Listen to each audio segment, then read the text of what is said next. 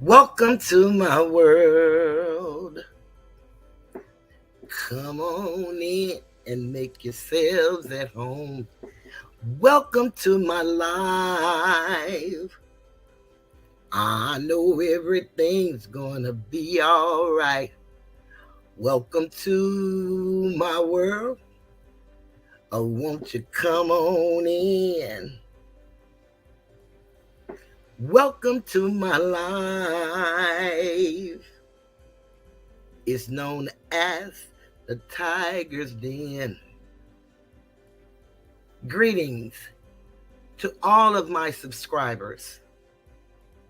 I want to thank you for being with me for as long as you have, and the new subscribers that's coming on in. We want to say greetings and thank you for your time. This is from Toothless and the moderators. Welcome to the Tiger's Den.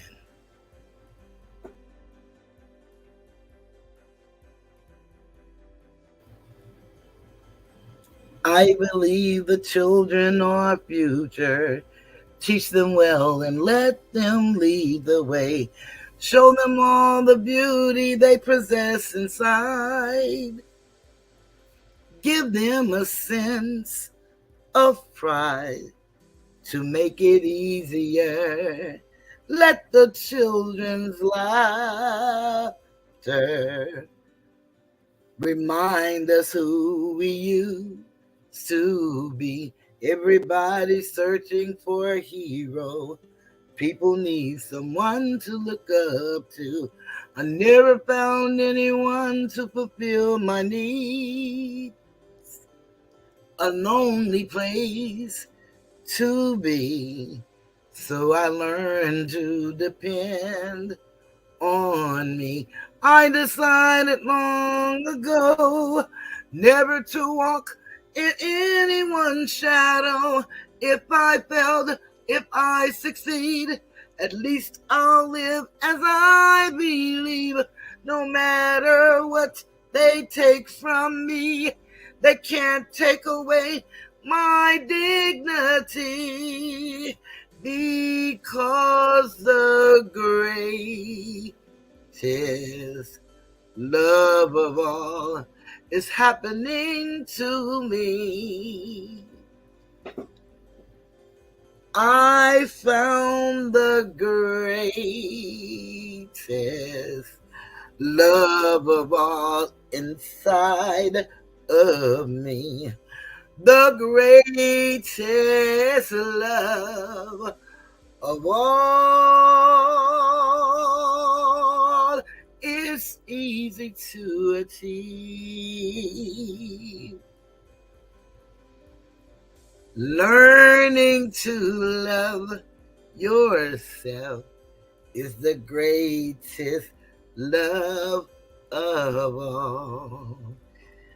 And if by chance that special place that you've been dreaming of takes you to a lonely place, find yourself in love.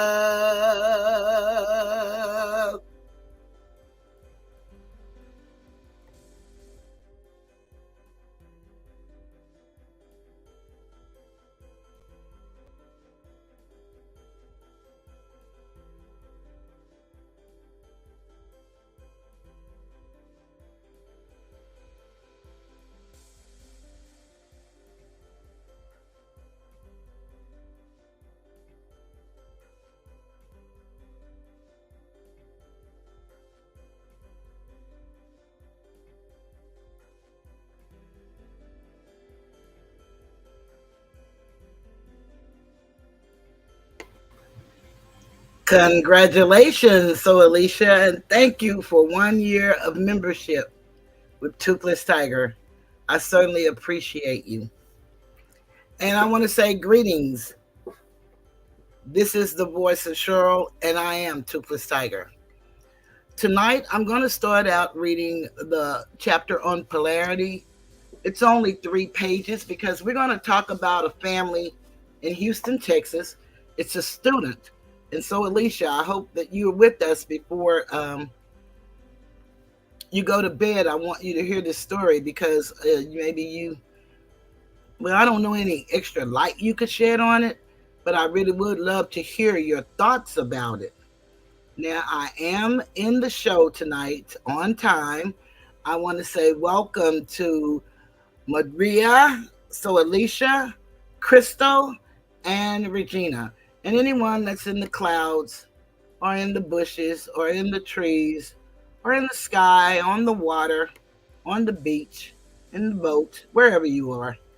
I want to say thank you for joining us.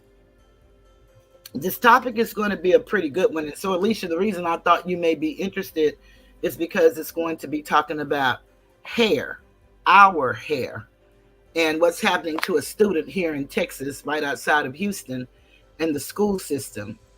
Regina asked us the question, and we touch on it here and there about what do we think that broke down the family and our families, the Asiatic families, and why do we think it's so? Well, we haven't really touched on that subject, and I think we need to talk more about that subject. But we're getting more and more problems in a world that's supposed to be more and more free for everyone. So we're going to be talking about this young man named Daryl in a moment. I'm going to just read these 3 pages and then I'm going to come online so we can see the videos that I have for you guys. They're little snippets, but we want to hear from the family and then I want to tell y'all a little bit about the story. But first, we're going to start with our, principles, and we're on polarity. Everything is dual. Everything has poles. Everything has its pair of opposites. Like and unlike are the same. Opposites are identical in nature, but different in degree. Extremes meet. All truths are but half-truths. All paradoxes may be reconciled. The Kybalion.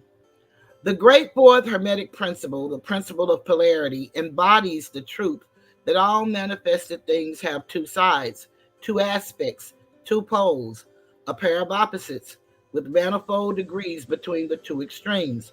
The old paradoxes which have ever perplexed the mind of men are explained by an understanding of this principle. Man has always recognized something akin to this principle and has endeavored to express it by such sayings, maxims, aphorisms as the following. Everything is and isn't at the same time. All truths are but half-truths. Every truth is half false. There are 2 sides to everything. There is reverse side to every shield, etc., etc. The Hermetic teachings are to the effect that the difference between them, seemingly diametrically opposed to each other, is merely a matter of degree. It teaches that the pairs of opposites may be reconciled, and that thesis and antithesis are identical in nature, but different in degree, and that the universal reconciliation of opposites is affected by a recognition of this principle of polarity. The teachers claim that illustrations of this principle may be had on every hand, and from an examination into the real nature of anything. They begin by showing that spirit and matter are but the 2 poles of the same thing, the intermediate planes being merely degrees of vibration. They show that the all and the many are the same, the difference being merely a matter of degree of mental manifestation. Thus, the law and laws are the 2 opposite poles of one thing. Likewise, principle and principles, infinite mind and finite minds. The passing on to the physical plane, they illustrate that principle by showing that heat and cold are identical in nature, the difference being merely a matter of degrees. The thermometer shows many degrees of temperature, the lowest pole being cold and the highest heat. Between these two poles are many degrees of heat or cold. Call them either, or you are equally correct. The higher of 2 degrees is always warmer, while the lower is always colder. There is no absolute standard, all is a matter of degree. There is no place on the thermometer where heat ceases and cold begins. It is all a matter of higher or lower vibrations. The very terms high and low, which are which we are compelled to use, are but poles of the same thing. The terms are relative. So with east and west, travel around the world in an eastward direction, and you reach a point which is called west at your starting point, and you return from the westward point. Travel far enough north, and you will find yourself traveling south, or vice versa. Light and darkness are poles of the same thing, with many degrees between them. The musical scale is the same. Starting with C, you move upward until you reach another C, and so on. The difference between the two ends of the board being the same, with many degrees between the two extremes. The scale of color is the same, higher and lower vibrations being the only difference between high violet and low red. Large and small are relative. So are noise and quiet. Hard and soft follow the rule. Likewise, sharp and dull. Positive and negative are two poles of the same thing, with countless degrees between them. Good and bad are not absolute. We call one end of the scale good and the other bad, or one end good and the other evil, according to the use of the terms. A thing is less good than the thing higher in the scale, but that less good thing, in turn, is more good than the thing next below it, and so on. The more or less being regulated by the position on the scale.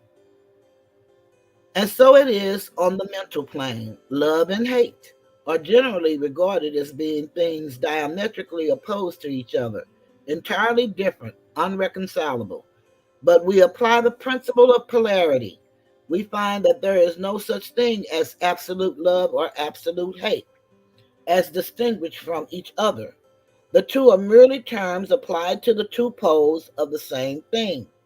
Beginning at any point of the scale, we find more love or less hate as we ascend to the scale, and more hate or less love as we descend. This being true no matter from what point, high or low, we may start. There are degrees of love and hate, and there is a middle point where like and dislike become so faint that it is difficult to distinguish between them. Courage and fear come under the same rule. The pairs of opposites exist everywhere. Where you find one thing, you find its opposite, the two poles. And it is this fact that enables the Hermetist to transmute one mental state into another along the lines of polarization. Things belonging to different classes cannot be transmuted into each other, but things of the same class may be changed. That is, may have their polarity changed. Thus, love never becomes east or west, or red or violet, but it may often does turn into hate, and likewise, hate may be transformed into love by changing its polarity. Courage may be transmuted into fear, and the reverse. Hard things may be rendered soft, dull things sharp, hot things become cold, and so on. The transmutation always being between things of the same kind of different degrees. Take the case of a fearful man. By raising his mental vibrations along the line of fear-courage, He can be filled with the highest degree of courage and fearlessness. And likewise, the slothful man may change himself into an active, energetic individual simply by polarizing along the lines of the desired quality. The student who is familiar with the process by which the various schools of mental science, etc., produce changes in the mental states of those following their teachings may not readily understand the principle underlying many of these changes. When, however, the principle of polarity is once grasped, and it is seen that the mental changes are occasioned by a change of polarity, a sliding along the same scale, the hatter is readily understood. The change is not in the nature of the transmutation of one thing into another thing, entirely different, but is merely a change of degree in the same things, a vastly important difference. For instance, borrowing an analogy from the physical plane, it is impossible to change heat into sharpness, loudness, highness, etc. But heat may readily be transmuted into cold simply by lowering the vibrations. In the same way, hate and love are mutually transmutable. So are fear and courage. But fear cannot be transformed into love, nor can courage be transmuted into hate. The mental states belong to innumerable classes, each class of which has its opposite poles, along which transmutation is possible.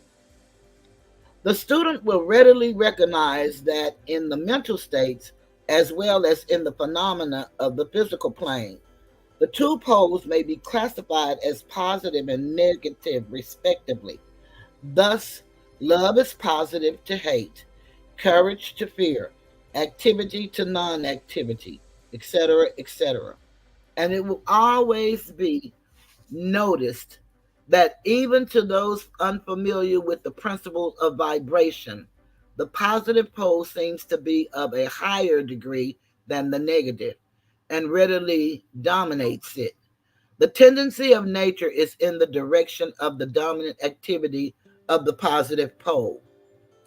In addition to the changing of the poles of one's own mental states by the operation of the art of polarization, the phenomena of mental influence in its manifold phases shows us that the principle may be extended so as to embrace the phenomena of the influence of one mind over that of another, of which so much has been written and taught of late years.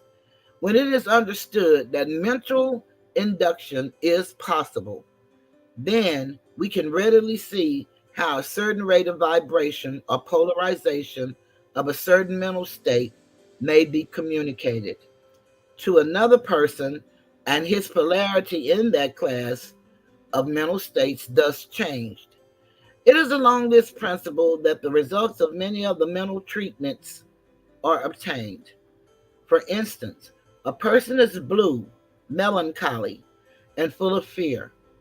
A mental scientist bringing his own mind up to the desired vibration by his trained will and thus obtaining the desired polarization in his own case, then produces a similar mental state in the other by induction.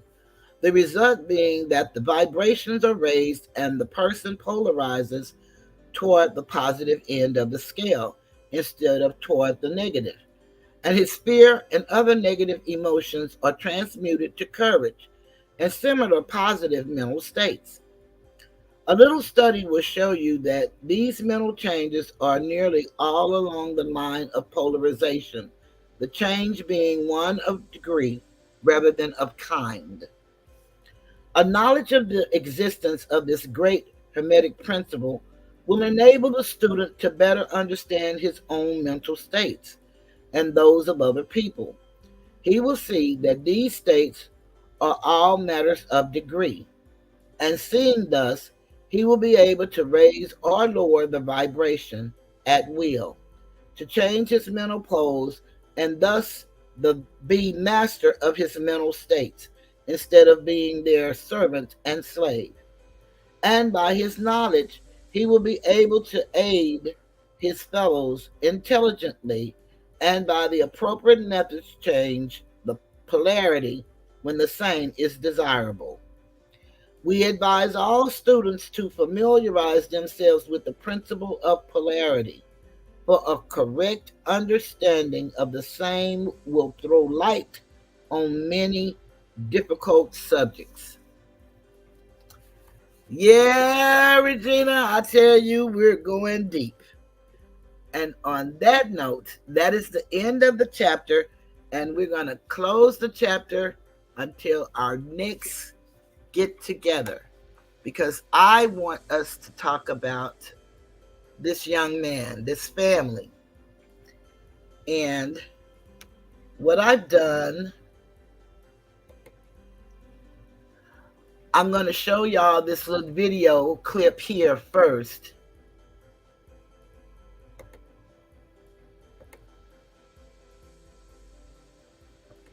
Hold on a minute.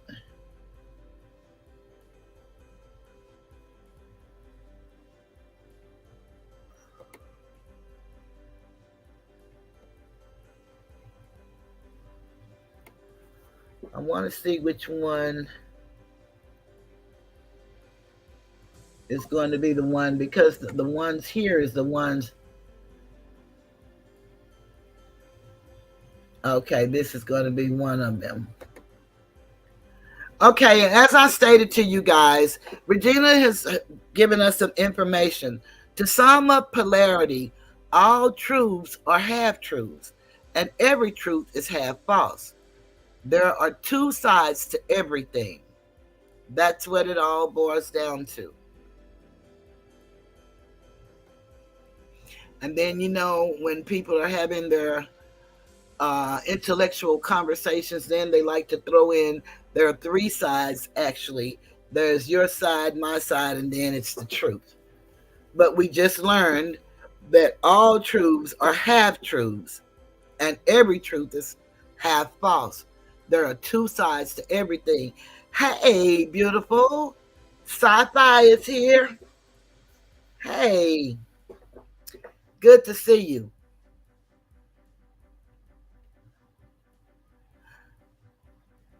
Okay, now I'm going to share with you guys and this little video clip. And this is from YouTube. And it's like 21 seconds.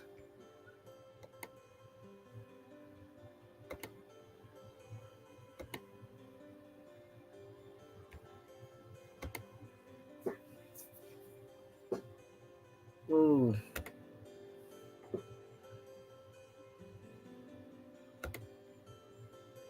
Sci-Fi, I would also love to hear you have some input before you go.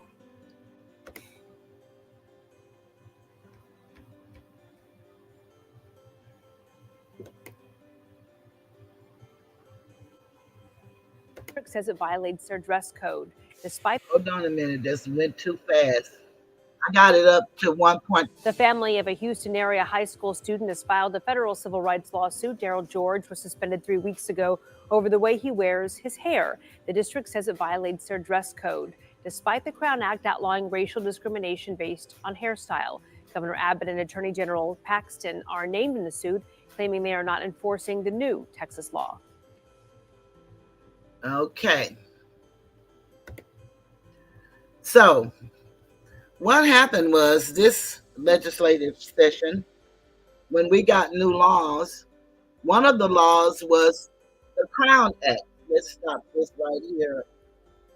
I don't want to talk about that one right there.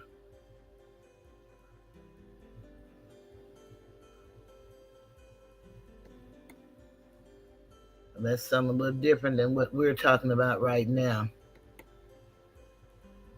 Okay, so there's this new law because, in most of our jobs, they tell us we have to look a certain way.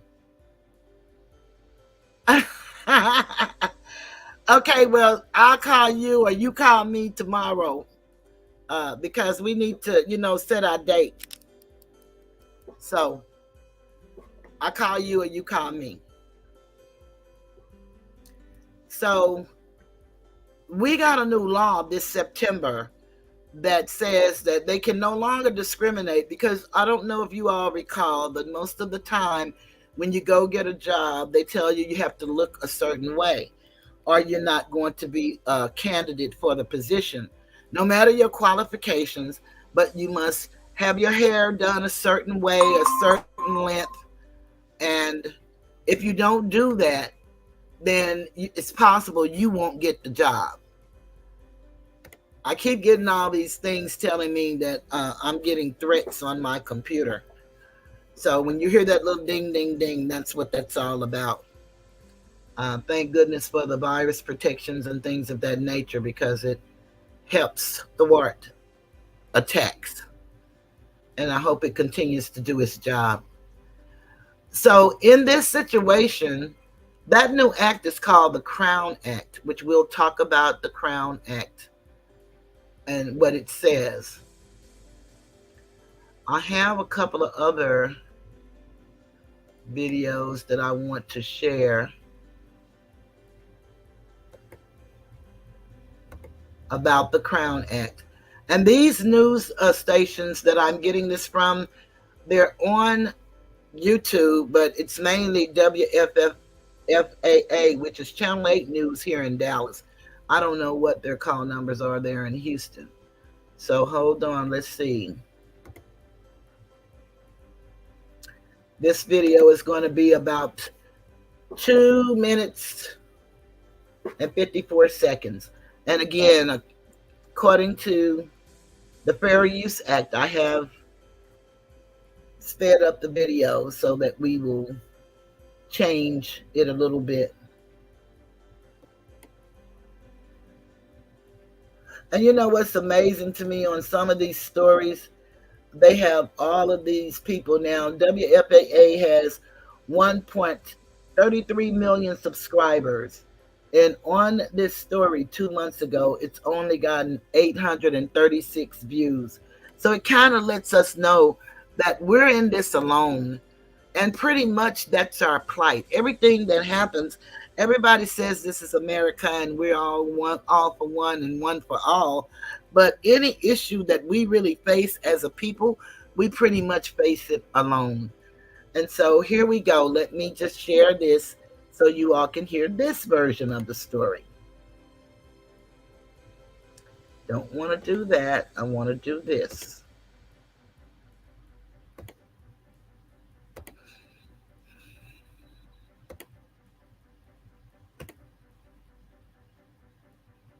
And if you'll notice, the lady that's doing the news story, look at her beautiful hairstyle. And here we go. 4 months ago, supporters of the Crown Act, myself included, gathered in a small chamber in Austin to witness Governor Greg Abbott sign House Bill 567 into law. It's a bill that many hope would outlaw hair discrimination across Texas, preventing children from in-school suspension and a host of other punishments simply for wearing their natural hair. Now, while I was one of many who amplified this legislation, there's one Texas woman who made it her mission to protect our crowns. For the last 3 years, her crown has become her life's work. What a confidence booster that you can walk in a place, on a studio set, in a classroom, in a boardroom, and to be unapologetic. Year after year, Texas Representative Greta Bowers laying out the Crown Act bill. CROWN stands for creating an open.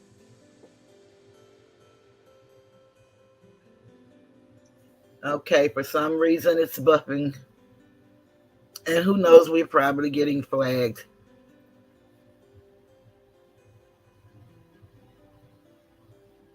And respectful world for natural hair. Legislation that would outlaw discrimination in Texas based on hairstyle and hair texture historically associated with race. You can go back to the 87th legislative session when we didn't have as much luck and we saw it sit for day and week and month on end. The Garland rep says House Bill 567 lays the foundation and protections for people of color. While the bill received bipartisan support becoming law September 1 in Texas, it doesn't come without what some are calling loopholes, evident by what one family says is a recent case of hair discrimination in a Texas school district. As long as the hair is not below the lobes, below the eyelids, hiding the eyes, on the nape of the neck, at the collar, he's fine. Images of 17-year-old Daryl, a junior at Barbers Hill High School, just outside of Houston, pictured here with his hair pinned up. His mom says he has spent most of the school year on in-school suspension because of his hair. Activists accuse the school of violating the Crown Act. It does not protect color change on hair. It touches on length, but it's strongly about protective styles. That's what we need to know, that it's not about length and it's not about color of hair. The law does, however, say school dress codes cannot discriminate against protective hairstyles. That includes braids and locks, which are historically associated with race. It is a proud moment with a Republican-led legislature that we can pass this bill in the state of Texas. And I am so proud looking at you because I know that it took all of us, blood, sweat, and tears, and to not stop talking about it. Look, I receive emails often about what the Crown Act covers and what it does not. If you'd like to read what the language of this bill specifically says, I'm going to share that.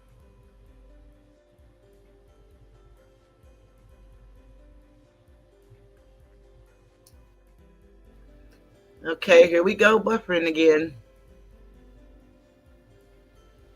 I don't know what's causing that.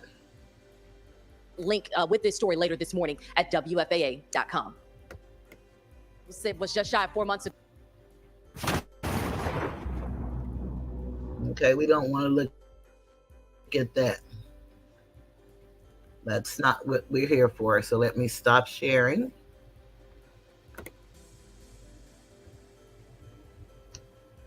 And let's go back, because we have one other video that we want to look at.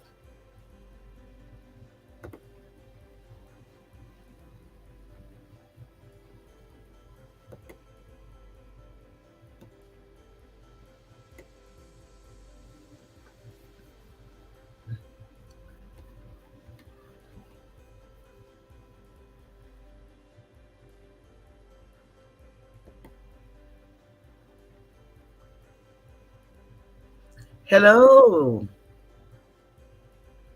I'm trying to share my last video.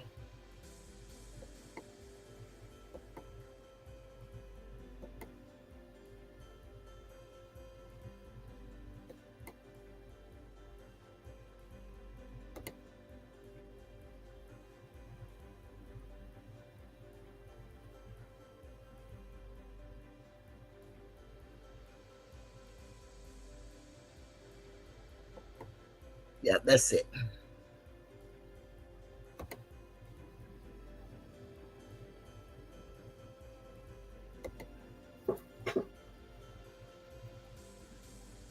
Okay, and let's remember this is going on in Texas as we speak. Here we go. To school in dress. He's going to go to school every day. He's going to go to school in dress code, not violating a dress code. And we're just going to have to take it one day at a time, one step at a time. That is the mother of Daryl George, who has spent weeks in school suspension at a Houston area high school this year. Now, we've told you George's story before, but just this week, after George's initial suspension ended, Barbers Hill High School suspended him again over his hairstyle. A Texas school is once again in the spotlight for penalizing a student over his natural hair. We're going to fight this fight. Daryl George's mother says the 17-year-old has been punished for more than 2 weeks, held in in-school suspension, all because of his locks, which the school claims violate the dress code. The suspension was handed down just as the Crown Act took effect in Texas. The law bans discrimination based on hair texture or hairstyles associated with race. Barbers Hill Independent School District says its dress code is not in conflict with the Crown Act, and that protective hairstyles are permitted but must comply with the Dress and Grooming Code, which states male students' hair will not extend at any time below the eyebrows or below the earlobes. They said that when let down, his hair is below his eyebrows, which they never seen his hair let down because, as you can see from pictures, from all the pictures, his hair is always up. So they just basically picking with my child. In 2020, another student at the same school was banned from graduation over his locks. Now, he sued and helped spur the movement to get the Texas Crown Act passed. Experts say the Crown Act can be vague in some areas, and while hair length is not mentioned, it could be implied. Length could be a way to discriminate against certain hairstyles without being openly discriminatory. George's mother says his hairstyle has cultural and religious importance in his family. Their attorney plans to file a discrimination lawsuit and an injunction to get him out of suspension if he continues being punished. Mark and Kara. He's going to go to school every. Okay. So you guys have seen the 3 videos.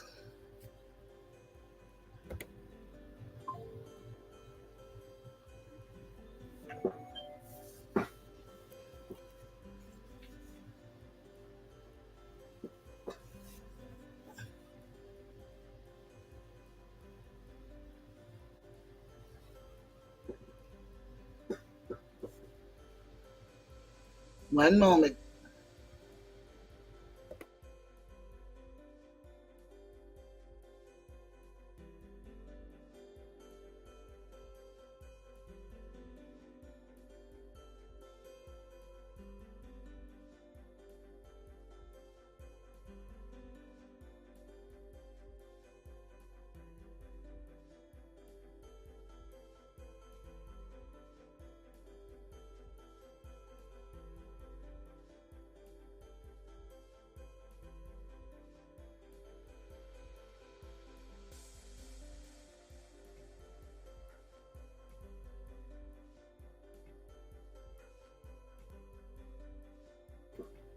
Okay. So let's see what we're saying right quick.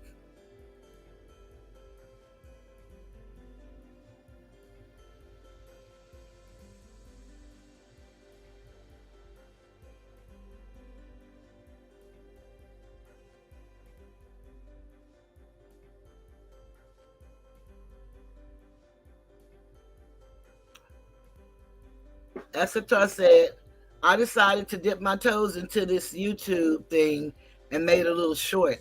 I need 50 subscribers to be able to go live. If y'all would be so kind to sub up to little old me, I would appreciate it. Certainly. Esatar, that's good news. Congratulations. It's about time. And Esatar said, so Alicia, are you hating on my baby mama? Because other profile picture, my big head has even bigger.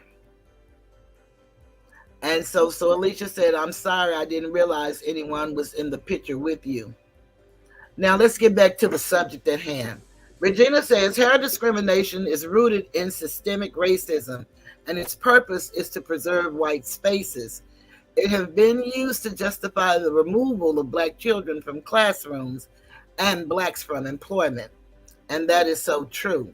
Crystal said that this is sad, trying anything to keep our children under.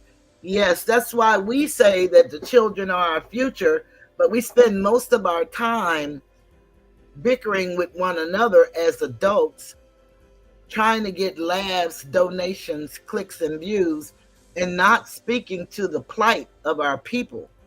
And we need to start speaking out. Polarity works here in degrees. Fear is one thing. We don't own platforms, but they give us an opportunity to be on the platform. And then we don't take advantage of the opportunity that we're given to be on the platform. If it's for no other reason, the way we laugh and joke about one another, we could even do it in a laugh or a joke, as long as we get the message out. Of course, that's what rap music used to be about until we got into the mumble rap and the drill rap. And then instead of us educating and telling us to not destroy one another, we start doing what? Self-destructing.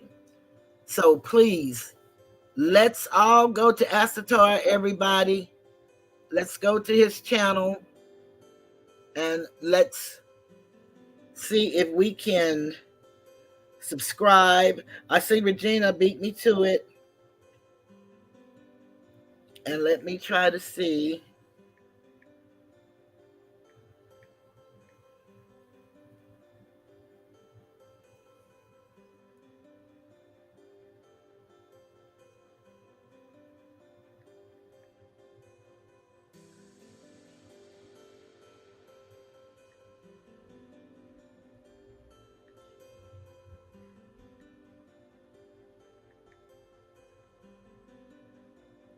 I'm trying.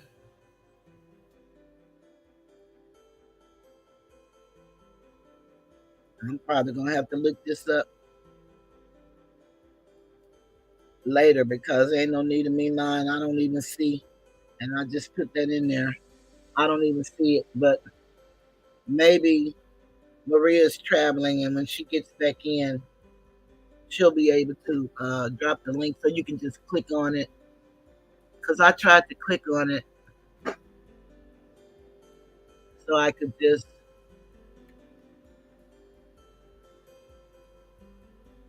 click on the link and go straight to it. And it didn't happen for me.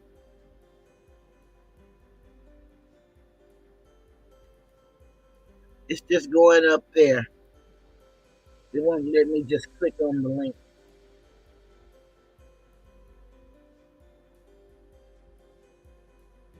One moment.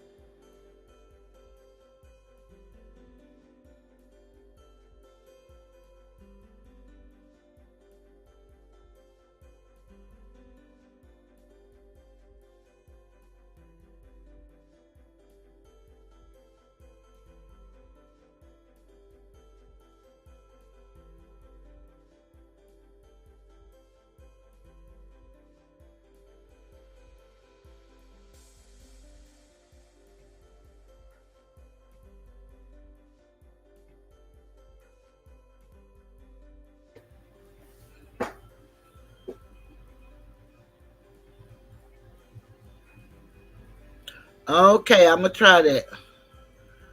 See, like when I click on it, it just highlights it. So maybe it won't let me do it because I'm in over here. Let me try it over there. Okay, maybe it's because I was in StreamYard and not on YouTube.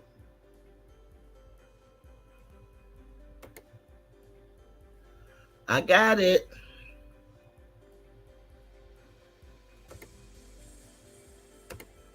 Okay, Asator, I should get all notifications.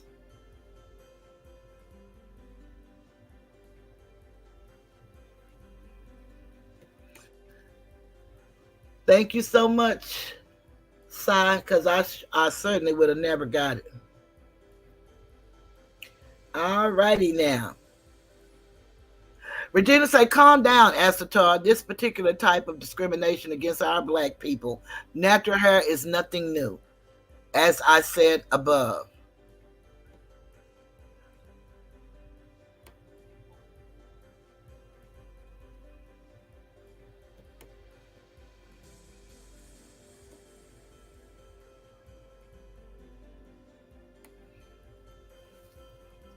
Okie madokie. So now, let me just go to the story. Where is the story? It is here. But I put it over here.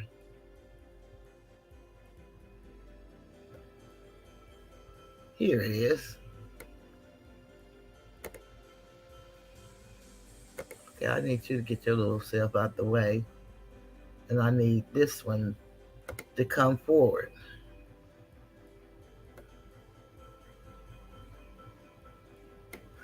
Okay, I got this story from USA Today.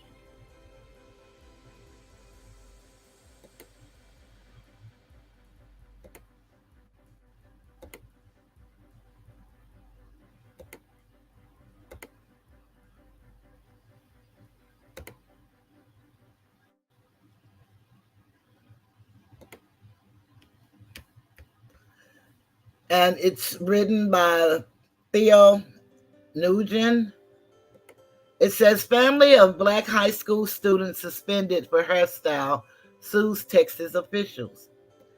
The family of a black student who was suspended from his high school over his hairstyle filed a federal civil rights lawsuit Saturday against Texas Governor Greg Abbott and the state's attorney general, alleging they failed to enforce a new state law that outlaws discrimination on hairstyles. Daryl George, a 17-year-old student at Barbers Hill High School, in Mount Bellevue, Texas, has been serving an in-school suspension since August 31st after school officials said his dreadlocks violated the district's dress and grooming code. Although the district's policy does not prohibit dreadlocks or braids, it states that male students cannot be gathered or worn in a style that would allow the hair to extend below the top of a t-shirt collar, below the eyebrows, or below the earlobes when let down. Now, how are they going to tell you how to wear the hair up or down? But George's mother, Darisha George, and Allie Booker, the family's attorney, have denied that the teenager's hairstyle violates the district's policy. George has twisted locks tied on top of his head that he wears as an outward expression of his Black identity and culture, according to the lawsuit filed in the U.S. District Court of the Southern District of Texas.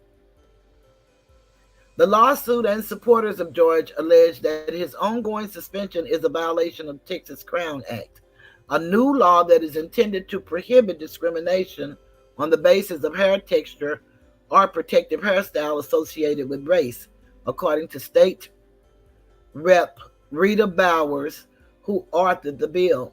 The suit also alleges that Abbott and Texas Attorney General Ken Paxton have failed to enforce the law, which went into effect on September 1st, a day after George was suspended. The lawsuit alleges that the state leaders did not protect George's constitutional and state rights and allowed the school district to violate the Crown Act. The lawsuit is seeking a temporary restraining order and an injunction to stop George's suspension while the case is in federal court. Time to bring the fight to Barbers Hill ISD. We're going to drop the hammer of accountability in the face of racism, Candace Matthews, National Minister of Politics for the new Black Panther Nation and a spokesperson for the George family, said in a statement to the Associated Press Saturday. Governor Abbott and the Attorney General did not immediately respond to USA Today's request for comment. TikTok lawsuit fired Black. Oh, that's on another story. We don't want to hear about the TikTok lawsuit. Lawsuit school policy disproportionately impacts Black males. Since August 31st, George has been in an in-school suspension where he is required to sit on a stool for 8 hours in a cubicle, the lawsuit alleges. The teenager was then denied a hot lunch that he's qualified to receive as part of the free lunch program. And in the state of Texas, it doesn't matter how much money your parents make, every student in certain school districts are afforded free lunch. It's supposed to be throughout the entire state, but some school districts don't offer it, and in some of the smaller school districts in some of the suburbs. George should be permitted to wear his hair in the manner in which he wears it, which is gathered in a style above his earlobes, shirt collar, and eyebrows. Because the so-called neutral grooming policy has no close association with learning or safety, and when applied disproportionately impacts Black males as a protected class, Booker wrote in the lawsuit. The allegations are under investigation by the Texas Education Agency after it received a formal complaint from George's mother and Booker on Tuesday. The complaint also alleges that Barbers Hill's Independent School District officials violated the Crown Act and have mistreated George over his hair. In response, the school district filed its own lawsuit on Wednesday asking a judge to clarify whether its policy violates the law.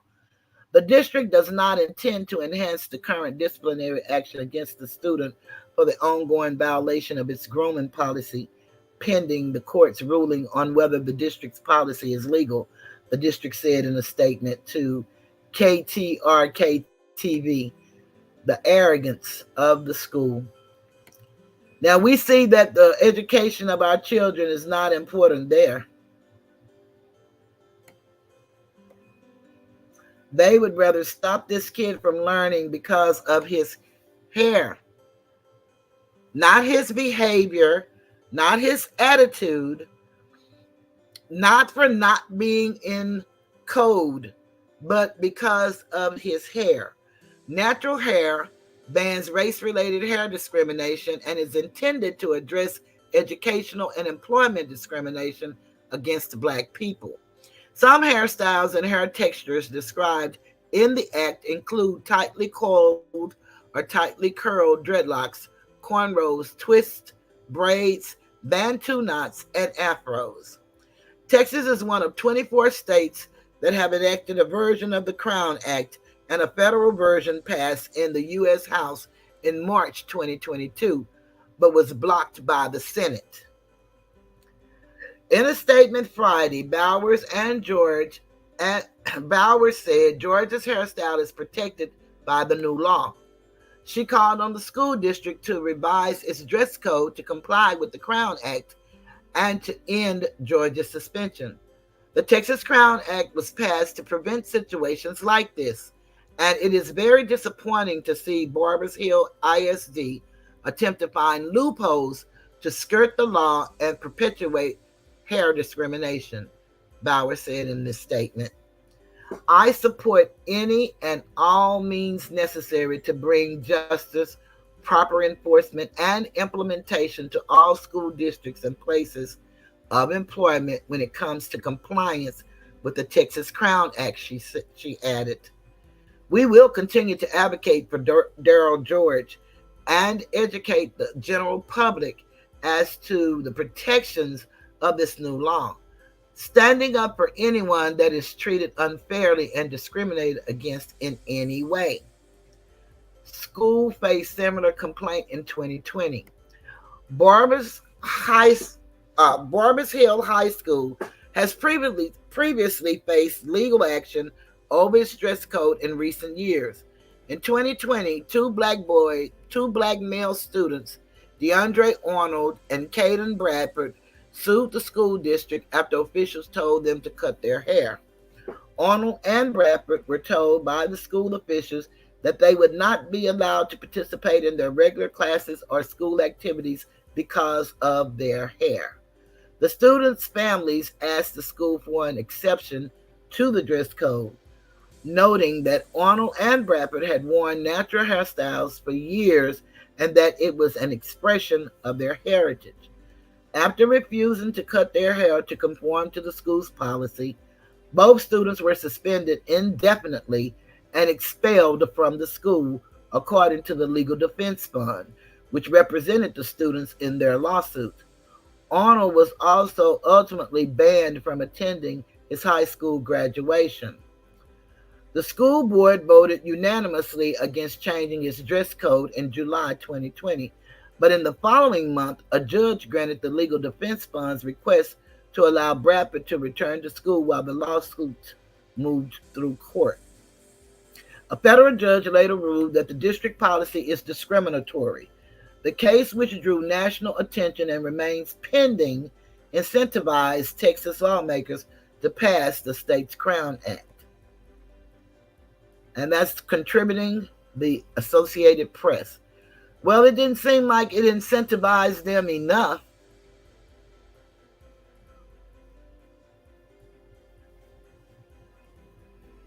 They haven't stopped.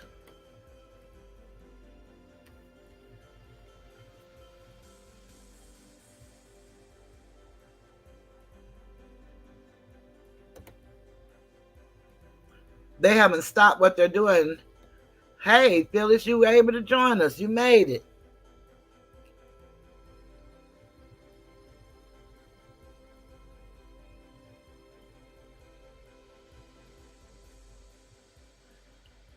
Yes, it's working. I was in StreamYard instead of being on YouTube. Regina says systemic racism in all its forms continues to be alive and well. It evolves and shows up differently, but the ugliness never changes. And that is so true, Regina. It also goes along with me, and I don't know, maybe people are deciding one by one every day to unsubscribe. I've lost 9 subscribers this month alone. And it's amazing to me how these things work. I see people getting larger and larger.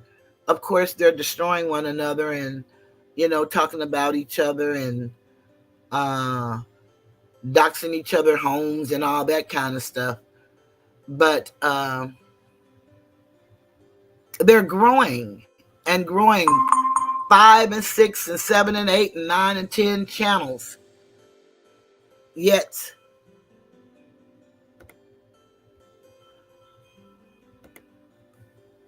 my channel, one by one, people are slowly being unsubscribed. So I don't know if the individuals are doing that. If that's a systemic issue, it's really something to think about. I know everybody is not for my content, and that's fine. You don't have to be for my content. But we had way more people participating, and my conversation has not changed. What I try to do is elevate and teach at a level in which I know, and more people were interested, but now all of a sudden, a lot of people are not. Maybe some are not typing in the chat. I don't know, but we don't even get over 20 people when I used to at least get up to 30 to 40 people. Now I know numbers are just that, numbers. But, it's just kind of elusive the way things are operating, in my opinion. And I know I don't own a platform. None of us do. And we don't have a network that we can call our own, and we can do all the beautiful things. As a people, we don't own anything. The same position we were in when they allowed us, they said, to leave what they call slavery, we're in that same position today. No matter how many 1 or 2 or 3 billionaires that we have, the 1 or 2 or 3 billionaires that we have are now under such a microscope and are being caught or called out for such unscrupulous behaviors. It's mind blowing. And we say the children are our future. Well, we have a right to homeschool our children. We have a right to do that. And a lot of people believe they can't do that. But something is going to have to happen for us as a people. We're going to have to start taking more responsibility and being accountable for what's happening in our lives. We cannot sit back and keep talking about what they're doing to us. We need to really understand the people that we're going to the ballot box and voting for. And if these people are not willing to concede or come to a consensus on some of the issues that we bring to the table, then we need to start doing something different in the way in which we do it. We can't keep doing the same thing expecting different results.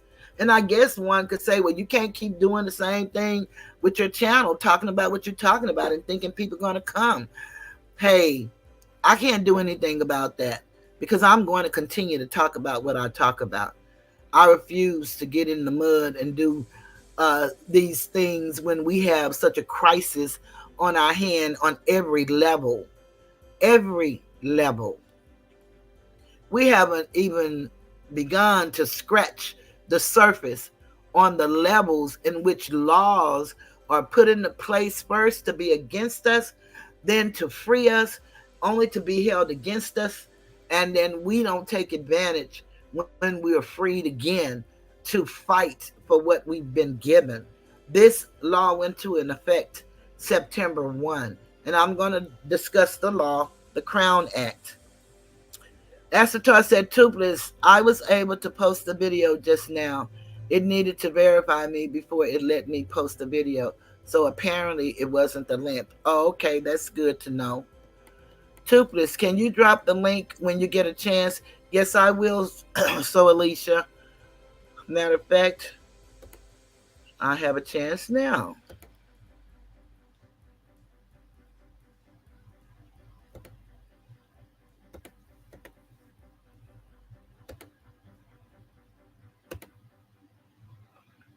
Regina said, I have witnessed discrimination against natural hair in the workplace. Let me just say, unity against discrimination can be powerful.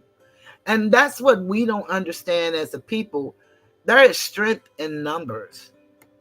And over in Ecclesiastes, I don't know the scripture verbatim, but it tells us that two is better than one.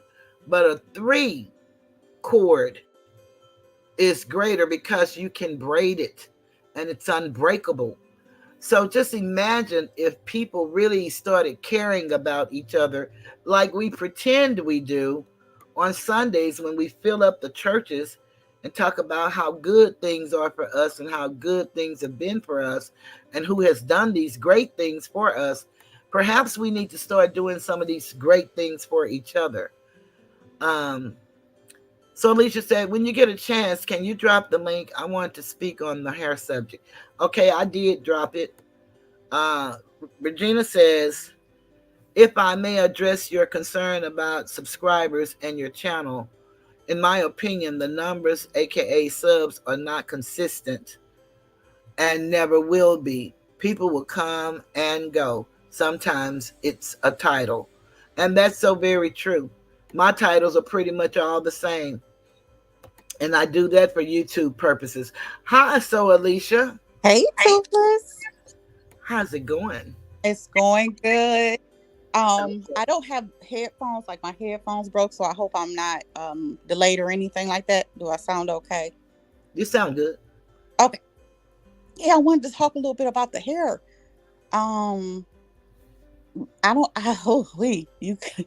In Texas, that's crazy because I mean, here in Cleveland it's a lot different, but just in general, I just wanted to speak in general.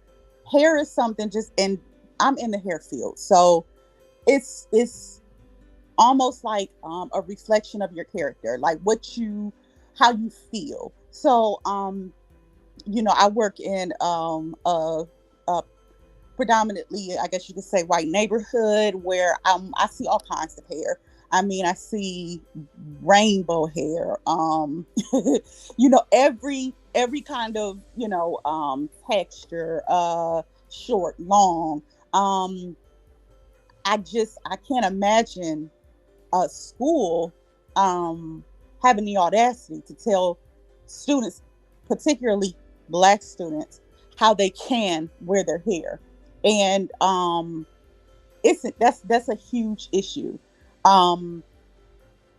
It's just like mind-boggling because first and foremost, they said that he couldn't wear it to a certain, above the eye or whatever. So then he goes ahead and he does a protective style, and it's like they're picking on him. He did a protective style, which is like an updo or whatever, and it's like they're targeting him for some reason. I wonder if there's anything else that he may have done that's taken them off, or no, you know what I mean? I wonder.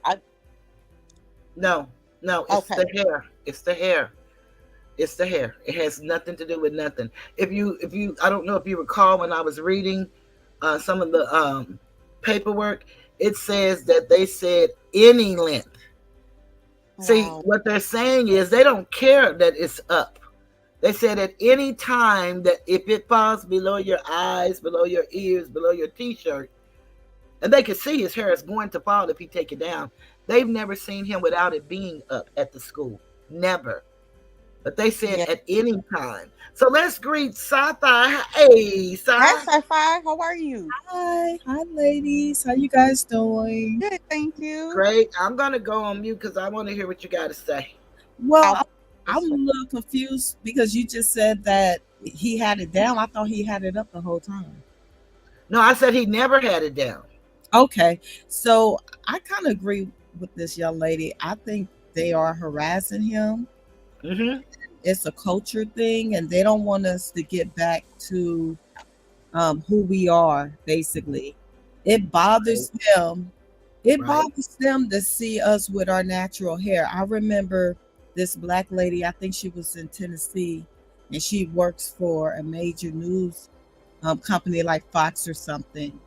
and she used to receive emails from the viewer, and this one white man kept harassing her, so she responded on air, and her boss pulled her to the side and asked her why did she say what she said about her hair, and then she shared the email with her boss.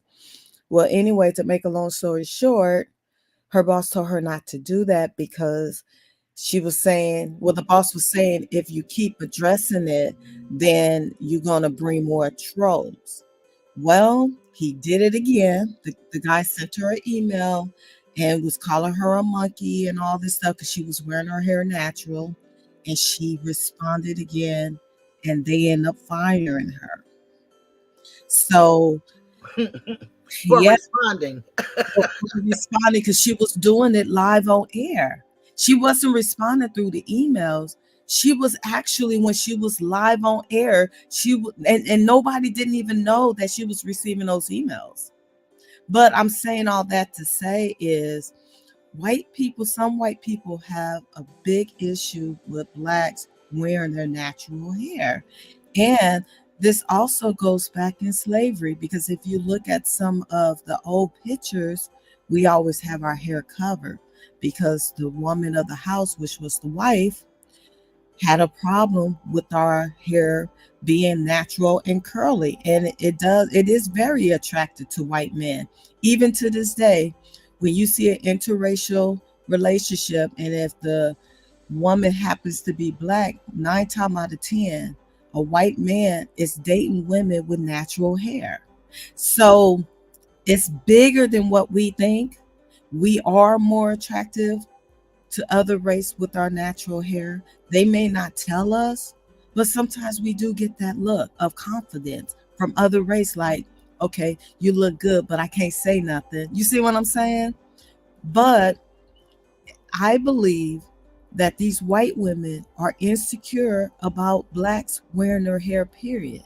And then there are Bible verses that is floating around on Instagram of what we used to look like when the Bible was written. And they show us with big black hair. And then, not trying to get religious on you guys, but if you look at the picture of Jesus, you see that sun behind Jesus' head. That's the afro. But it kind of went over our heads. So they know more about us than we know of ourselves. Mm-hmm. That's very true. Regina asked a question. She said, just an observation. Did you all notice the reporter that carried the story? If so, what subliminal thing did you notice? Well, one of the subliminal things I noticed, she had braids at the top of her head laying down, and then she had the big poof uh, pretty much covering it up. What about you guys? Did y'all notice anything? I noticed that too. Okay. What about you, Alicia? I didn't notice that. Mm-mm. Okay. And Regina. I'm sorry. I'm sorry. I was just going to say, Regina, tell us what you noticed. Okay, go ahead, Alicia. I'm sorry. No, I was gonna say, adding on to what Sci-Fi was saying, I also, when I heard the boy's mother speak, you can tell that she's a very strong black woman. So when I said that, I feel like it's a little something like deeper out, because God, that's just how I think. I think when they approached him, I think when they tried this with him, his mother stood up, and she stood in her strength, and she told them exactly where they could go, and it probably became more of an issue because of her stance. That's kind of what I was saying. She didn't back down. She's still not backing down. And I just really think that it's like a targeting thing. You know what I mean? Because he cannot be the only person in that entire school with locks. He cannot be that. There's somebody whose hair comes a little bit past the ear that's getting a pass. I'm just saying. They could be on a football field or football, basketball. You understand what I'm saying? Somebody up in that school who ain't, following all the rules, but it's being overlooked. There's a reason why I feel like he's being targeted. He's the only one in the whole school. Yeah, I think they kind of explained it though. First of all, you have to know Texas is a very conservative state, meaning European state. The other thing is that area of school. If you heard the story about the two boys that were before him, it was only two. So that means it's not many of us at the school. That's what that means. Those two were suspended as well. They were even put out of the school. They're having him at least in-house suspension. And they are targeting him. Everything you're saying is right, but it's only because of his hair, because of he being a male, an Asiatic male. And he exudes confidence and strength. And that's what's the problem. It's just like us in the workplace. You see, this didn't just start with this young man. This has been going on for years. That's why they made it a law. Because of those two boys that they put out before, their lawsuit caused the legislature to go and enact this law and adopt it. Because of that, the lawsuit that's still going on to this day. One guy didn't even get to graduate. So he's probably the only one now. And what got me of the language that says at any time, your hair can't do that. So they're controlling your hair, whether it's up or down. They're saying if you at home, you can't let your hair down. Because if it goes past your eyes or your ears or your shoulder, then you're in violation of their dress code. Who would have a dress code so stringent at a school? And what does that have to do with him learning? Well, That's just the question. Let me just read what Regina said, then whoever was about to talk can talk. Just an observation. Okay, I read that. And then she said, Asator said, I love Asiatic women with natural hair. And Maria said, I agree, sci-fi. And then Regina said, exactly, Toothless and sci-fi, on the natural hair on the reporter. That was not a coincidence. No, it wasn't. And Maria said, I agree, Toothless. It's because he's Asiatic. Okay, now somebody was about to speak. I was going to say, I felt that if he was a girl, it would still be the same response. And here's why. Tell the truth.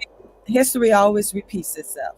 Every time there is a law to help us out, to identify who we are, there's always one of them that got a challenge.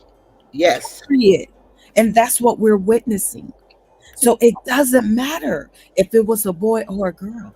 It doesn't matter on the parenting skills. Either way, they was going to address it just to see who's up on the laws and who is not. Just like the Juneteenth scenario. Mm-hmm.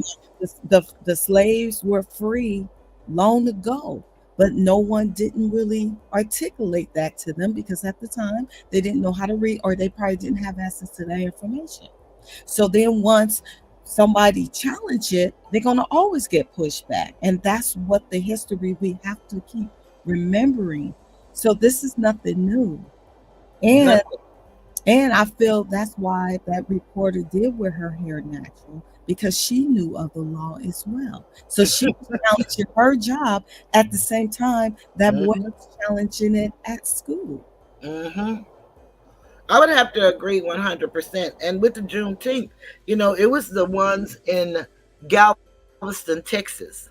And again, that goes back down to the south of where we are. We're in the northern part of Texas, but we catch the same flat.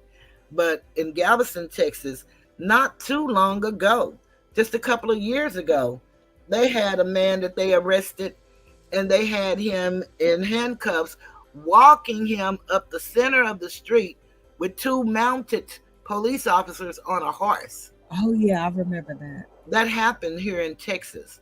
So those kind of things happen, but people say that we've come a long, long way.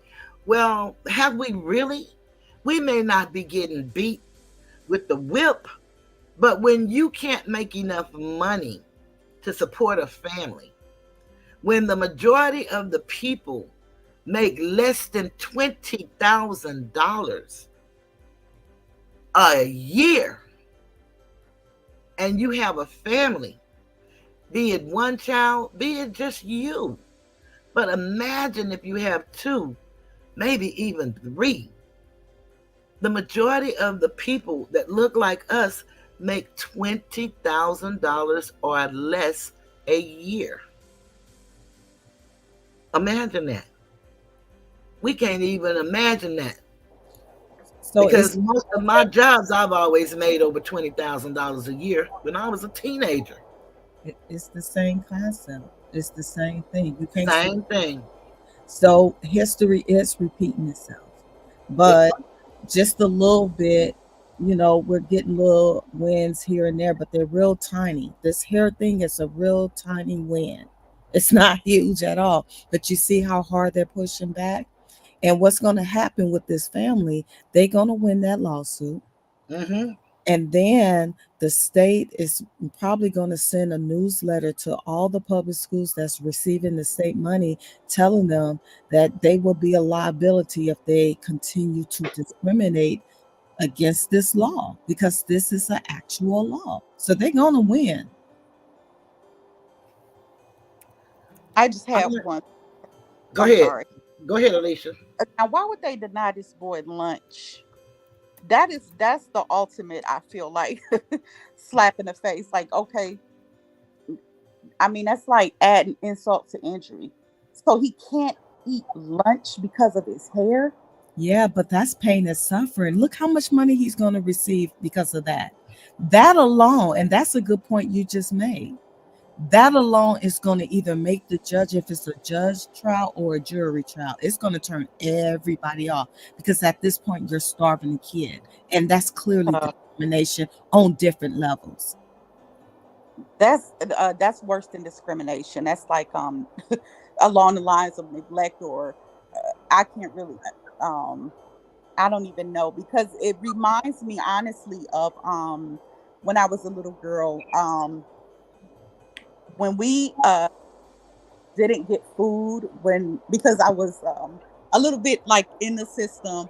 It's something that I talk to Toothless about a lot, but that is a part of my life. But that was a punishment for us, and that was it was awful. It's dehumanizing, where we had to watch other children eat when we did something wrong, and we couldn't eat. And so it does something to you, and it's just like over hair. You understand what I'm saying? So it's just I don't know, and it's a little bit different for me because I'm in Ohio. I'm in a northern, atmosphere, and it's different here. People love curls. They want to see your hair. As for schools, I'm not sure, but in my field, what I do, that is all that there. That's all I'm surrounded by. This is how I express myself. They always want to touch my hair, ask me what I do, ask me how I braid hair. How do you do this? And I'm equally just as interested in the texture of hair that they do. So it's kind of like an equal balance here. You don't get persecuted by your hair. So it's very hard for me to fathom, that kind of treatment over hair, because here it's so diverse, it's so accepted. You know what I mean? We see older ladies come into the salon and get strips of green and pink hair because they just want to represent themselves a little differently, and like in their 80s. So it's just a little mind-boggling, like, that's happening in Texas. And it's sad. It really is. Well, Texas is the South. So again, history repeats itself. Anything that happened with the civil rights and all the fighting, and the white eats here and the blacks eats there, that all stemmed from the South. I'm from California, so like you, hair wasn't a big deal because we're kind of up north, you know what I mean, or back east and west. But when you're dealing with the South, the South still has some old history that they're still trying to hang on to. So I can understand it because I understand history. And that's all I'm seeing. We're just seeing it from our perspective. But when we were growing up, our parents was talking about what was happening in the South. So now you're just seeing it in full form now, Alicia. It's no different. Yeah, it's yeah. But Racism I here is get what you're very saying, though. I do, because it was great. never a big deal until I moved out here, and then Exactly. and I'm seeing it, and I'm like, wow, this is some of the stuff I heard about in the '60s. There are more subtle forms of racism here. Um, it's almost to a point where you may grasp it. It could go over your head, and then sometimes it's a little bit more blatant, but people know better to a degree. But I am the only black girl in the salon that I work in. And this just kind of became a few months ago, and I was, been on the phone with Toothless many a times. Like, I'm ready to leave because I'm learning a different texture of hair, and it's not the easiest. But me saying that, I am the only black girl, and I have big curly hair. Now, That's how I wear it. can I? So I have stylists on the side of me, or three stylists on the side of me who are white, and on the other side, three stylists who are white, and I am the only black girl. So you can imagine their surprise sometimes. I've gotten very good clients, but there have been times where I'll get that kind of a look, an uncomfortable kind of a feel, and I want to make everybody's experience good. So I'll always stop them at the counter, and I will say, whose chair would you like to sit in? Because one thing that I'm not going to do is service somebody who is uncomfortable because I'm black. I've had somebody get up and walk out because I was the next person to do their hair, and he was a white man, and he just got up and walked out. And I mean, you can either let that make you can either let that crush you. In the beginning, it did. Everything hurt my feelings in the beginning, but I had to. It's like, you got to put on that tough skin and go up in there, like you own it, and I own it now.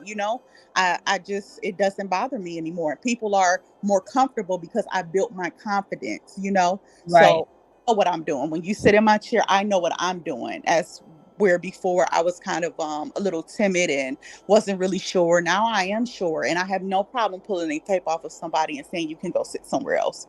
So that's all. I didn't mean to take it to that degree, but I was just trying to share. No, but it's part of the narrative. But I do have a question for you. You said that people ask to touch your hair. Is it white women more so than white men, or? Nope, both. Because I work with two gay guys. And the stylists they're so interested in my hair. Let me see your hair. Can I touch your hair? What are we gonna do? I have one person, a guy in there. He notices my hair every time I walk in. What did you do this time? What did you do that time? Leisha, what is this? Tell me what this is. He wanted me to braid his hair. Like, so it's like, for them, it's totally different. And they've been in the game 30, 40 years, literally. So when you come in and you're different and they're comfortable with you, they ask the questions. And I don't really get it from clients. We don't do that. Like, if I'm talking to them about something in texture, and I say, well, feel this, or look at this, that's something different. But with as far as clientele, no, I don't just go around letting people just touch my hair. I'm talking about the environment with my coworkers. It's extremely, sometimes it can be a little bit overbearing, because it's like, okay, stop talking about my hair. But that's just how we are. Everybody, we just talk about hair, and they're very interested in mine because it's different. Yeah, girls sometimes do wigs, you want to do a ponytail. And one guy, he just notices it all the time. And he's like, so what are we going to do with our hair next? And it's funny. It's fun. And that's the side of hair that I love. And so it's disheartening when you hear about the stuff like what's happening in Texas, because it's a fun thing here. It's how you can, show your creativity through your hair. You're not, you feeling good. You wear that big hair. You know what I'm saying? Like, you fluff it out, you let it flow in the wind, you add a little color to it, so you see how you know what I mean? Like, you do it all. So you see how you're describing that? Yes. This is what they see. This is what they see. We take it for granted. Yes. but this is what they actually see and admire from a distance. Now, I'm here in Texas, and I wore a lot of braids for years, and it used to amaze me when I used to have white women that always asked, "Can they touch my hair?" That's why I was asking you that question. They are curious. They want to feel the texture. Yes. They are mesmerized because they don't know how we do it. And to them, it Yes. looks like magic. Absolutely. They love, they'll ask questions. And then I'll take a piece from the side of the left side and the right side of my hair, and I'll move it, and they crack up because they know it's a piece. Like sometimes, you know what I mean? So Yeah, but they'll be like, they "Oh don't my." see that as cute as you do. That's really insulting what they're doing, in all honesty. And you see it like they're amazed by your hair, but they don't even see us as human. And it's, I don't care where they are. All True. people are not like that. All They of don't. them are not like that. But they got 22 states that's adopted the Crown Act for people like us to have a job, Now, because a ain't lot that of them didn't. amazing? 22 states, and that's not all South. So that's Yes, what I'm saying. It's that's just it's all over, but California is more hair friendly. yeah, they But are. I do know that, like Toothless Tiger has said, certain places do want you to look a certain way, and they don't want all your blackness to come out, basically. And that's all it is. That's all it is. Because let me say this about California. That is one of the states where a lot of the women that look like us really have beautiful hair, lengthy hair. But California is also the place that set off the braids, and especially going 20 feet long. People trying to, when they started changing the texture of the hair for the weave, they called it what, bundles or something like that. When they started spending all of this money, they kind of set the tone. I know New York is fashion, true that, but California with the hair and the braids and the length, they kind of set the tone for that. But a lot of women there really have long, beautiful hair. A lot of women that live in that state. But again, these people, they're doing that. It's kind of like for them a joke. It's kind of like petting a dog. You know, when you see somebody's dog and you just want to see their dog, Yep. and that's what it's like. You're an animal, and they may be sweet and they may smile, and everybody may not have ill intent, but you have to look at the big picture. Let me just read some of the things that they're saying here. Maria said, I think it's because it's a predominantly white school and they don't want Asiatic students there, and they're trying to make it as uncomfortable as they can for them. I could agree. Regina said, Asatar, correct. School gets funded. Well, let's just read what Asatar said, because Asatar said, and this is true, they get paid in Texas every day by 11 o'clock is when they get the count for their money. Asatar said in-house suspension is because in-house suspension, school gets paid. Home suspension, no money. Facts. Regina said, at Asatar, correct. Schools get funding based on the number of students occupying seats on a daily basis. Well, I just added basis. She ain't said nothing about no basis. The money comes from the state. The state uses money funded by each school district from taxpayers.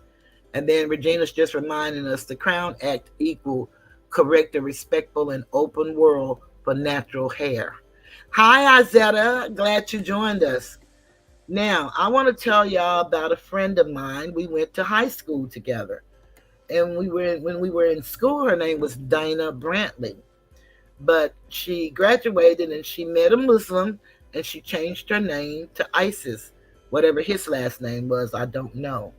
But here's a story that is true, and it happened right here in Dallas, Texas.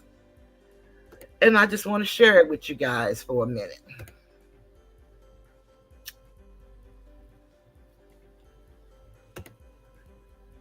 Alicia, I'm so glad you came up and sharing with us your experience, because like you said, I know what you've gone through at that place, and I know the growth that you've made is absolutely phenomenal, and I'm awfully proud of you.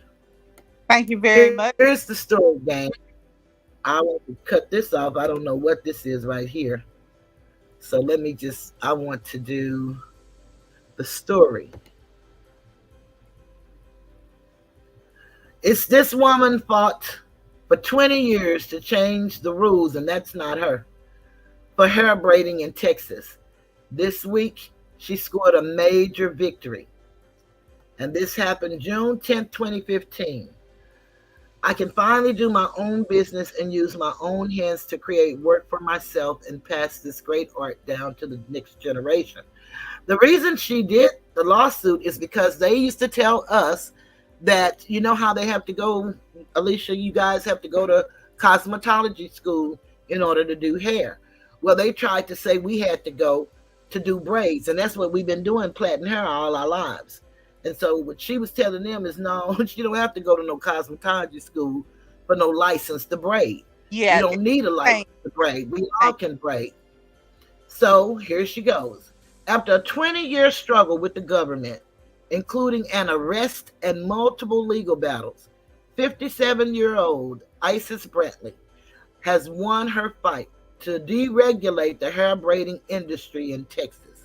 On Monday, Governor Greg Abbott signed into law House Bill 2717, which exempts hair braiders from having to acquire a cosmetology license to operate within the state. This is a significant win for Brantley and other women in the African American community who have been either forced to spend thousands of dollars to gain skills and acquire resources that they won't use or risk being arrested. While barbers and cosmetologists use a wide range of tools and chemical products, hair braiders rely primarily on their hands.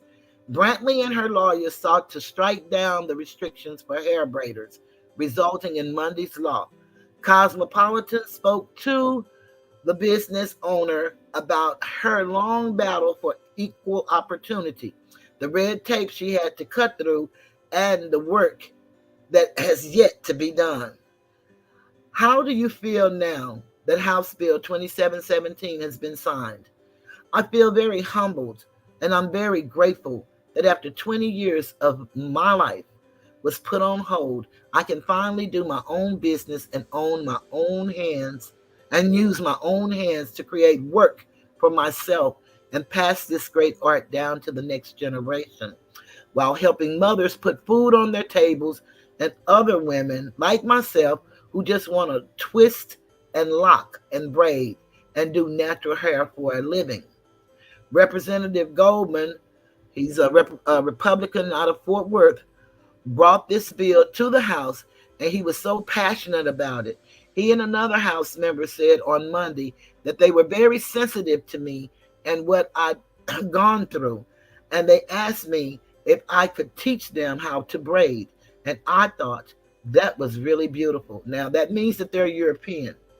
In addition to your legal battles in court, you were arrested over your business.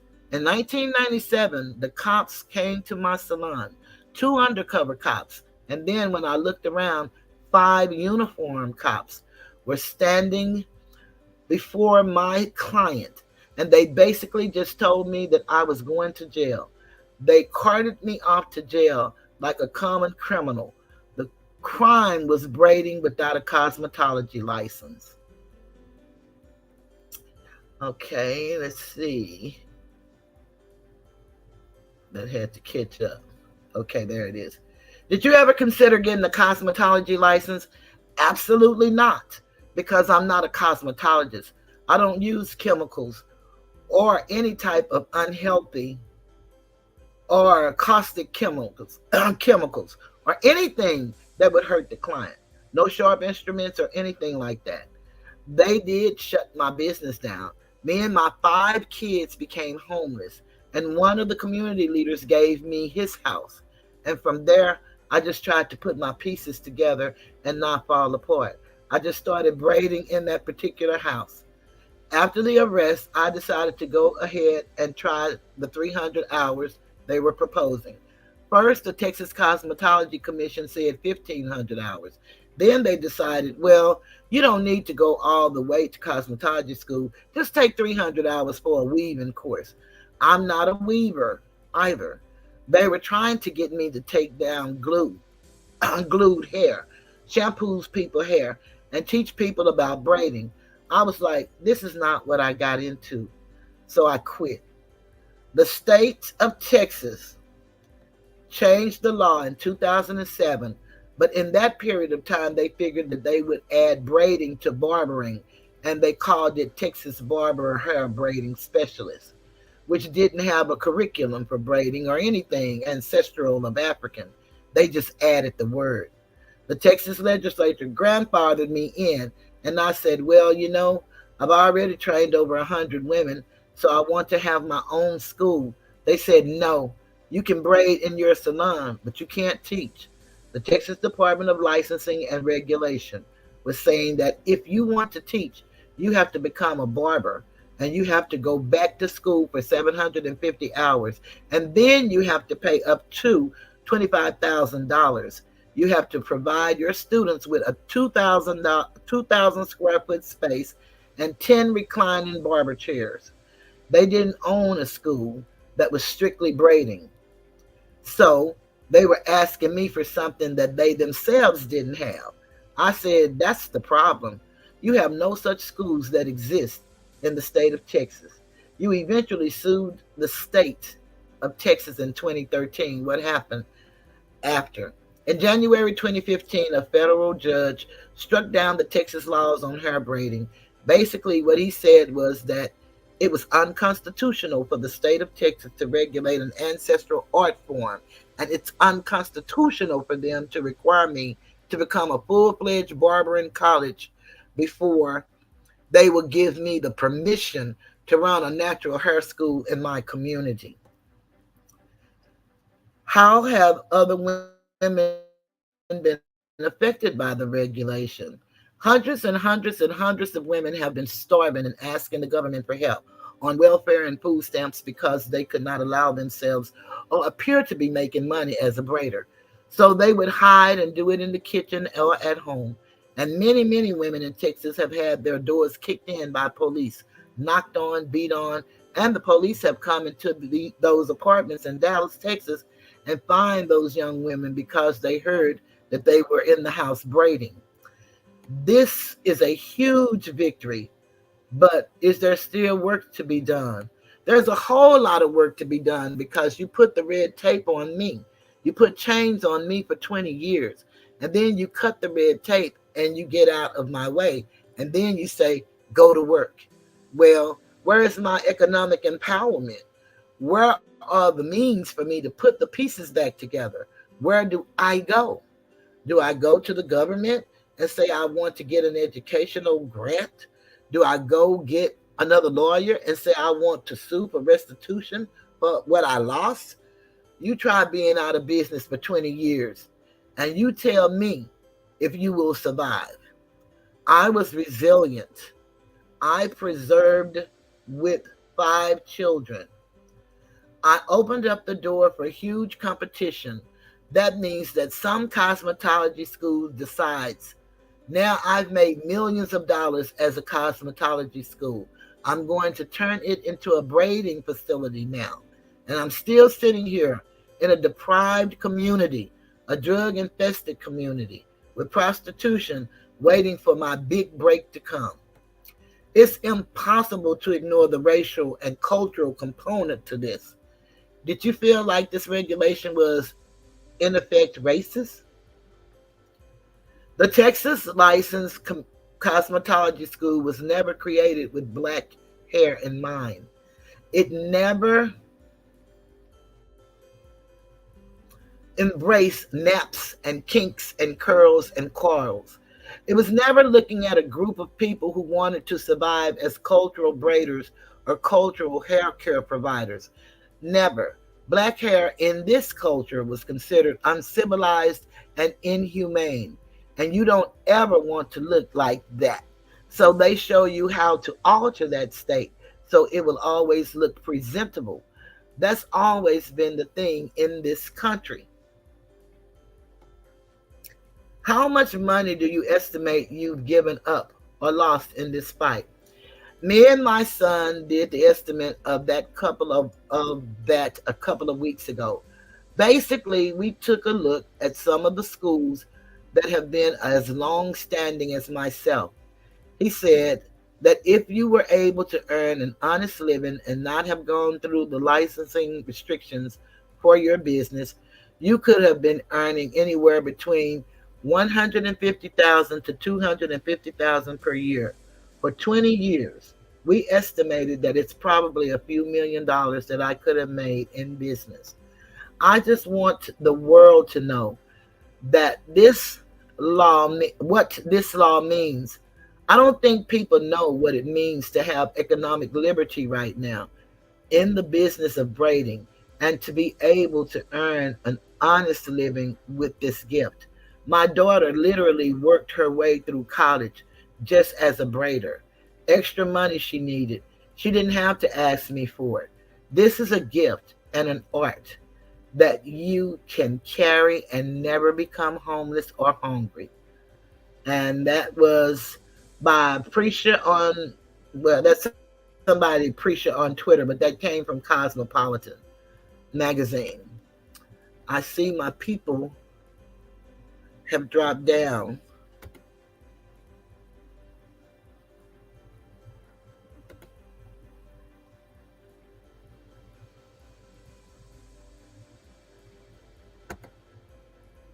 Oh, Alicia, I didn't intend for y'all to drop down.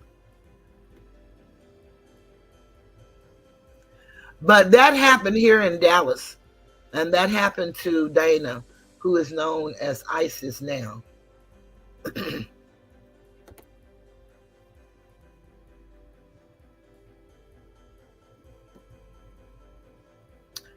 Krista said, my hair experience is different due to texture. Isn't thick, it's thin and wavy. Maria said, facts, Toothless. Maria said, they don't want us to have the same education as them also. That's true, I would agree. Krista said at Madrid, so at Maria, exactly 100. Reason why we need not put our children in their schools. Great panel. Crystal, facts, 100, 100, 100. Need our own school or homeschool our kids. Crystal at Maria, we do have our own. Sadly, some parents don't want to support them. Asatar, Izetta, okay, he's telling her about him starting a channel. Alicia, anyway, the government can try to get that money. They will. True. Crystal, I would surely support them. And Alicia said, you have to be licensed to do lashes here as well. Crystal. And then Chris was telling Ash she's going to sub up. Izetta says she has to watch the replay to catch up. Maria said, Asatar, you at 15 now. Almost there. Asatar, I'll put your link on my wall. So hopefully, somebody will look at it and will decide to oh, okay, Alicia, I just saw your message. I'll put it on my wall. Hopefully somebody will look at it and they will hit it and join your channel. I think that's so great. Regina went and did that. Boy, Regina, you're awesome. There are 24 states that have passed the Crown Act. And let me see if I can name them all with just the two initials. Yeah, I do know that's a federal thing because the states used to go by 3 initials. But the feds came in and then they went to the 2 caps. And that is Arkansas, Arizona, where's that AR? That's something. I'll come back to that, but I know it's something. California, Colorado, Connecticut, Delaware, Illinois, Louisiana, Maine, Maryland, Massachusetts, Michigan, Minnesota, New England, Nevada, New Jersey, New Mexico, New York, Oregon, Tennessee, Texas, Virginia, and Washington. So one of those is going to be Alaska, Arizona, and Arkansas. That's what those three are. That's what that is. And Texas has passed the Crown Act. Now let's hear a little bit about the Crown Act, and then we'll get ready to call it a night. I'm glad you guys are really being engaging and really enjoying this topic. It really, really, really makes my heart feel good. I may be shadow banned or whatever, and I may not get paid, but I'm already less than what they're going to pay me anyway, so that's no big deal. It says in this act, it's a law firm, and he's just kind of breaking it down what the act is. And let me share that with you guys. You see, one thing about laws, if we as a people don't enforce the laws, and the way we enforce the laws is we deal with the people that we put in office to make the laws. If they're not going to enforce the laws, then we're going to have to get people in office that will. Okay. Adams and Reese law firm just did this on a website. And so this is not legal advice. They're just telling us about the Crown Act. Texas has become the 22nd state to pass the Crown Act, creating a respectful and open world for natural hair act, which essentially prohibits employers, labor unions, and employment agencies from discriminating against an employee on the basis of hair texture or protective hairstyle associated with race. The act covers workplace, schools, and housing policies. Discrimination based on hair texture or hairstyle results in a denial of basic civil rights, including educational, housing, employment opportunities, and places of public accommodation. On May 27, 2023, Texas Governor Greg Abbott signed into law House Bill 567, amending Chapter 21 of the Texas Labor Code by adding Section 21.1095. The act was authored and introduced by Texas State Representative Rita A. Bowers. She's a Democrat from Garland, and that's close to Dallas. It overwhelmingly passed both the Texas Senate and a 29-1 vote, and the House was with 143-5. The Crown Act will become effective statewide on September 1st, 2023. National Crown Day was celebrated earlier this week on July 3rd, 2023, which we never knew that. I never heard of that. An employer, labor union, or employment agency commits an unlawful employment practice if the employer, labor union, or employment agency adopts or enforces a dress or grooming policy that discriminates against a hair texture or a protective hairstyle commonly associated with race. According to the Act's language, protective hairstyle includes braids, locks, and twists. Similar language applies to institution of higher education. Now, if you notice, they went to the employment, they dropped to higher education. Higher education. That kind of means like a school, but let's see what it says. Any student dress or grooming, and when I say a school, I mean like a university or a college. Any student dress or grooming policy adopted by an institution of higher education, including a student dress or grooming policy for an extracurricular activity, may not discriminate against the hair texture or protective hairstyle, commonly or historically associated with race. The Crown Act was first introduced in 2019 to eliminate hair discrimination across the country as part of a national civil rights and anti-discrimination movement driven by the Crown Coalition. In July 2019, California became the first state to pass the act.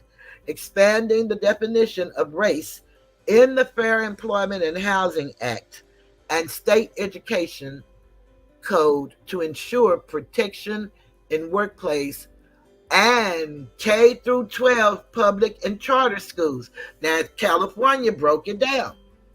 In January 2020, Texas took center stage in a hotly contested hairstyle debate when Barbers Hill ISD administrators informed two black high school students that they had to cut their hair or face consequences of suspension and failure to walk for graduation.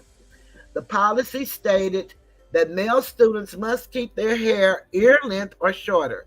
The students did not comply and instead filed lawsuits against the school district. Arnold v. Barbers Hill Independent School District, alleging the policy was discriminatorily construed and enforced.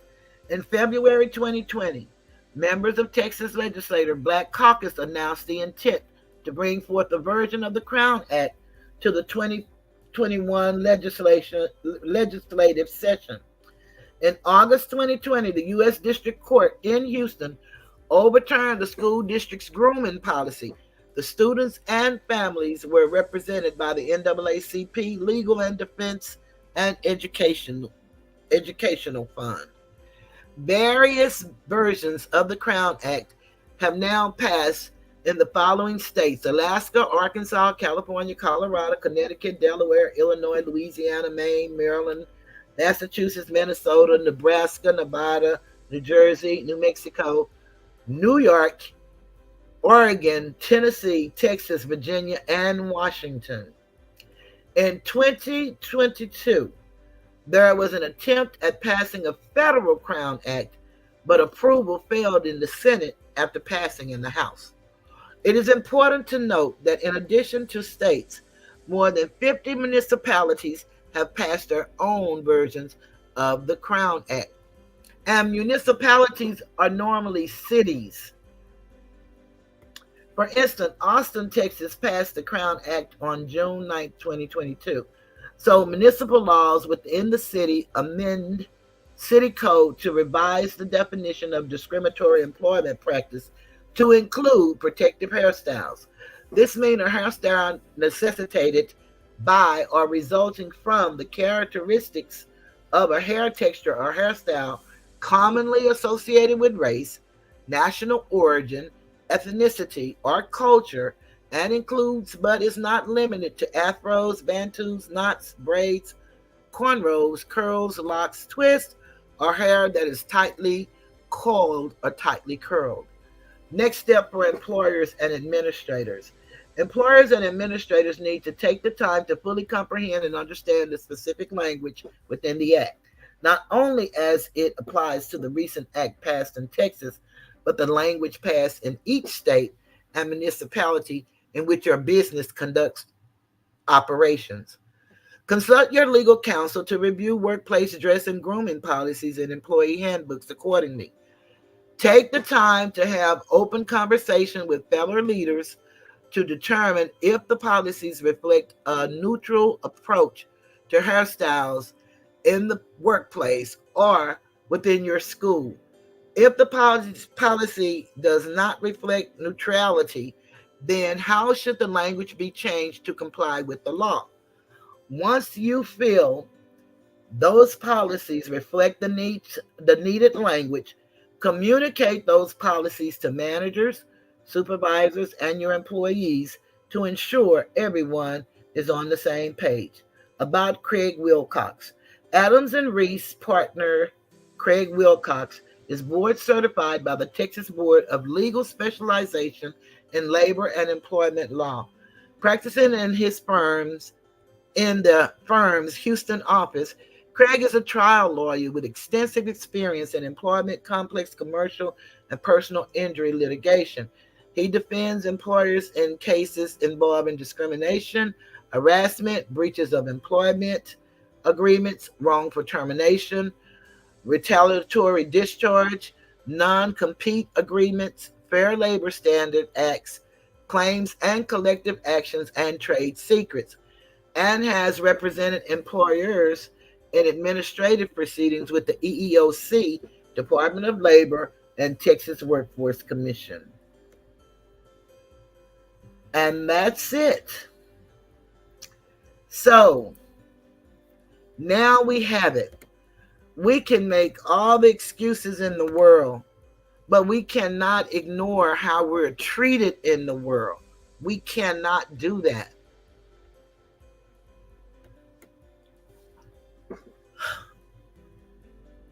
Yes, it was a great panel, and I thank you guys for coming up. And I think that we as women should do more of that because we have so much to offer. We are the nurturers, we are the teachers, we are the first ones that our babies learn from. And so whether you have a child by birth or you just have the organs to have a child, whether you choose to have a child or not doesn't matter. We're all mothers in our own right, and we have something to give, and that's our life story. We can help somebody who may be afraid to speak, who may not know how to speak, who may not know what to say. But these subjects need to be said, and for as long as I have subscribers, we're going to talk about real life things. That's why I've been teaching the Cabal. And I'm going to come on camera now. Hello, everybody. But that's why I've been teaching this Kybalion. It goes much deeper than this. And it seems probably because I'm stumbling over words and stuff that maybe it's not an easy read. And it may not be an easy read. And I find that I have to read things 2 and 3 times, and then I have to take notes, and then I have to start going looking things up in order to get a better understanding. But it's nothing like having an understanding of your own and knowing how this thing really works. I know things have changed to some degree, but what if the change, just like polarity and vibration and the law of correspondence, what if it just shifted to another form, another shape, but yet it's the same thing? We have to learn so much that law is actually steeped in commerce. When you really understand that law is steeped in commerce, then you can understand why everything is money driven. It's not just the people who think they're grabbing the bag, because they're really not grabbing a bag. They're really hurting everybody by trying to be greedy and have it all for themselves. Because one thing we know about the Sun Book, and most call it the Bible, it is written that your gift will make room for you and bring you before great men. Any successful person that's successful, and most of the millionaires and the billionaires never entered a room of college. Hey, TY, never entered a room of college. But what they will tell you is that if you do something that you love, if you do what you love doing, you'll never have to work another day in your life. And if you do it for reasons other than the bag will come. Now, sometimes that seems so unbelievable. And it's like Regina explained earlier when I was talking about the numbers and how they come and go, and how people come and go, and how things happen, how people support you, how people won't support you. But if you show up and hit the like button, make a comment, type in the chat, believe it or not, that's support, and it helps me when things are at its lowest. And when I see 9 people leave in 1 month and I don't get any donations, just seeing you guys here communicating, that means the world to me, because it lets me know that I'm still doing it right. And I'm going to continue to do it the way I do it. Other people can do it the way they do it, and I'm happy for them. But we're going to keep getting this truth out. One day they may listen to it. They may not listen today. But one day, there's going to come a time in everybody's life, especially if they're maturing, when they're going to wonder, what did they do with their lives? And why am I stuck in this place? And let me just go over here and see what this old lady talking about.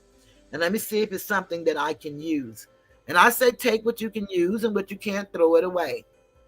I hope that my video is advertiser friendly, but if it's not, if you all got one something out of this lesson, then that is good enough for me.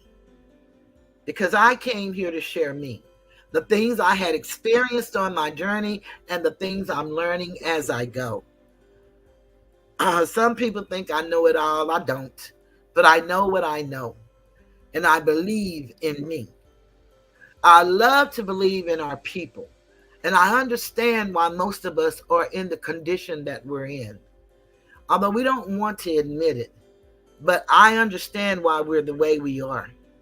But we can't keep excusing because everything is against us. Because everybody claimed they're Christian. And I guess they forgot that line that said, if God be for us, who could be against us? I guess they forgot about that. I don't know. But what I can say, if you stand for you, who can be against you? Because see, I'm going to bet on me every time. Every time, win, lose, or draw, I'm going to have to go with me because I'm all I got. I'm all my son has. I am who I say I am. And I try to give it away as much as I can. But a workman is worthy of his hire. And I'm so grateful when you all can, that you really acknowledge that and bless me. That's absolutely beautiful. But again, anytime you show up and type in this chat and leave an emoji or a word or two in the comments, you have just shown YouTube that people are engaging. No matter how small the number, they're engaging. And we're talking about something, hopefully, that will help our children, because we say they're our future. But if we don't know what's going on and all we know is to talk about people and put people down, that's not going to get it. We've seen destruction. We want to build. So let's build together. We need to start collaborating, but people don't want to collaborate. They want the bag, and they want it for themselves, and they want it at whatever expense. And I want to thank you for the Cash App. Oh, that's absolutely beautiful. Thank you so very much. We got to start doing better. We can't worry about these people who's doing all of this Hollywood dramatics and junior detective work. We can't worry about those people. I can't worry about who likes me and who don't like me, who betrayed me and who didn't betray me. I can't worry about those things. I had to block that out of my life and move forward. No matter who you are, you will never mean more to me than me. I had to get there. I used to be very codependent, and I used to be an enabler, and I used to help everybody all the way. But guess what? Not anymore. Not anymore. And I don't have no bad feelings about the decisions that I make. They may not always be right, but one of my favorite sayings is we all fall short of other people's expectations, sometimes even our own. And I'm not too big to say forgive me. I'm not too big to forgive. But I learned I spend most of my life forgiving people who never asked for forgiveness. No more. No more do I do that. So I had to learn to change some things in order for some things to change in my life. And that's why I really want us to get these 7 Hermetic principles and get them embedded in your being. Because once you understand how they operate one with another, I guarantee you things will be different in your lives. The principles are, number 1, the principle of mentalism. Number 2, the principle of correspondence. Number 3, the principle of vibration. Number 4, the principle of polarity. Number 5, the principle of rhythm. Number 6, the principle of cause and effect. And number 7, the principle of gender. One of the things that we do as parents, I know I did it sometimes with my son, is that we tell children that things come with consequences, especially bad actions. But we'll tell them that and we'll fuss, but we don't live up to the part where we have to do the consequences. We've got to start doing the consequences. Thank you for that Cash App. I appreciate you. Boy, you guys making me grin with no teeth. Guess that's why they call me Toothless Tiger. I certainly appreciate it. As Atar said, I just want to let all you ladies know just how beautiful your hair and your skin tone is. You were made exactly the way you were supposed to be made. Don't let nobody tell you otherwise. Asatar, that's beautiful that you said that, because one thing Dick Gregory always spoke on, we're the only women in the world that have to go to a beauty parlor. You know, everybody else go to the salon, the hair salon. We have to go to the beauty shop, the beauty parlor. He said, who told you you were ugly? You know, he said that most men ain't gonna do nothing to you if you do something to his woman. But if you touch his car, he'll be willing to make you unalive. So we've made things more important than human. And we've made women feel that they need to look like somebody else to be attractive. There are some men who do not like dark-skinned women. There are some women who do not like dark-skinned men.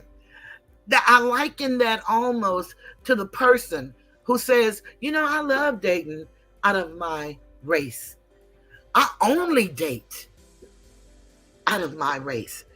There's a problem there. There's nothing wrong with you dating out of your race, because it's only one race. It's the human race. Ethnicity is a little bit different. Nationality, even more so. Culture kind of circles everything. We need to start being more honest with ourselves and say, what's it really all about?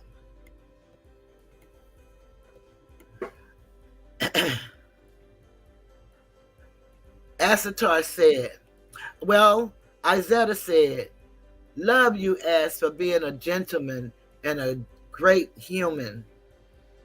And Izetta said, hi, T.Y. Asatar said, T.Y., you sing any Jodeci tonight? And then he said, well, I'll bet you're already beautiful. And he said, my turn off is self-hate.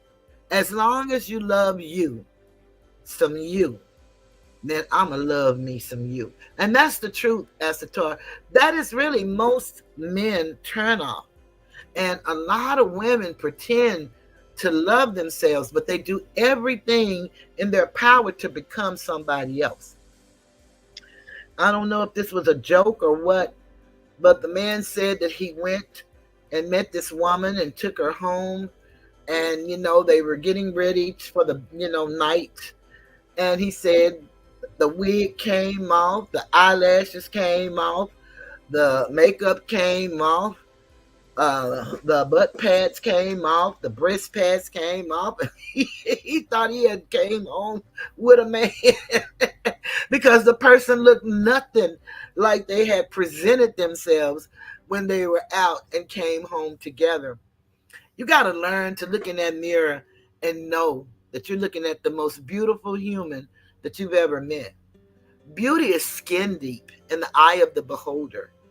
You know, you can be the most picture perfect beautiful in the world, but if your countenance is not good, if your attitude is bad, if you're always negative or whining, you're not beautiful.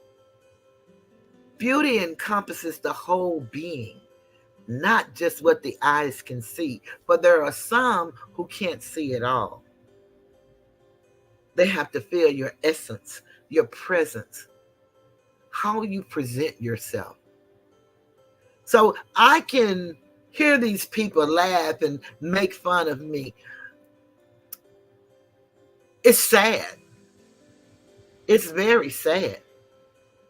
But it happens all the time. And not just to me. It happens to us all at some place, some stage, some point of our lives. And I don't mind nobody saying whatever they feel they big enough to say about me. It's not much I'm going to allow you to say to me, but about me. Don't have no problem with that. But when you cross the line and lie on me, then I become $13 million richer. And that's what it's all about for me, is to protect me at all costs. I chose the tiger, but I truly have the spirit of the lioness. For her cubs, the female stay with her for life. Well, the male has to go because he has to find his kingdom. I understand that concept. I really do. And I want to teach that to our children. One thing about the Kybalion and what it teaches us is about being one and in harmony with nature. There are certain things that are, and it's nothing we can do about it. But the things we can do about, if you can't do it alone, get some help. Ask somebody.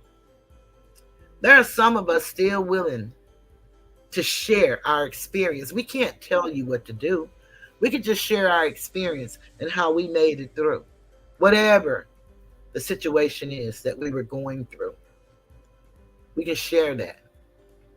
I can share what it feels like a year later, after a 1 year, having a whole sector of people make video after video after video about me, and I've done nothing to none of these people. Don't even know the people. All showed me much respect at one time. Now I'm just a joke, a household joke, a YouTube joke. And these people that have done that, none of them have gone to the levels of taking them off of YouTube and making them any money. We're all one and the same. And they may have about the same amount of people in their chat as I. I just choose not to buy any views, any subscribers. No, it's going to go how it goes. And I'm going to be real all right with that. But every chance I get, and that's on a Wednesday and a Sunday, I'm going to come and I'm going to do my best to share something that I know that if nobody else in America is listening to, the people that support me, that show up, the 6, the 4, the 5, the 7, the 10, or the 12, I'm going to give you what I have. And I appreciate you for coming and listening to me. It means the world to me. On that note, I'm going to get ready to say goodnight unless somebody else has something else they want to add to this conversation. We had 2 beautiful, beautiful women join me on this panel, and I hope that they would do that again. And I'm willing to discuss subjects that they would love to discuss. We need this. We need, as a people, to see it's other people in other sectors that are really putting down knowledge about situations. You know, y'all may not realize this, but we know that this time of year is very sad for a lot of people, especially if it's your first year and you've lost a loved one. To have gone through Thanksgiving and now Christmas is approaching, no matter what your relationship was, no matter who you are, most of the time, the holidays have been, for us as a people, the happiest times of our lives. Even if we didn't get presents, normally we had decorations and we had special foods. Let me clear my throat. One moment, please.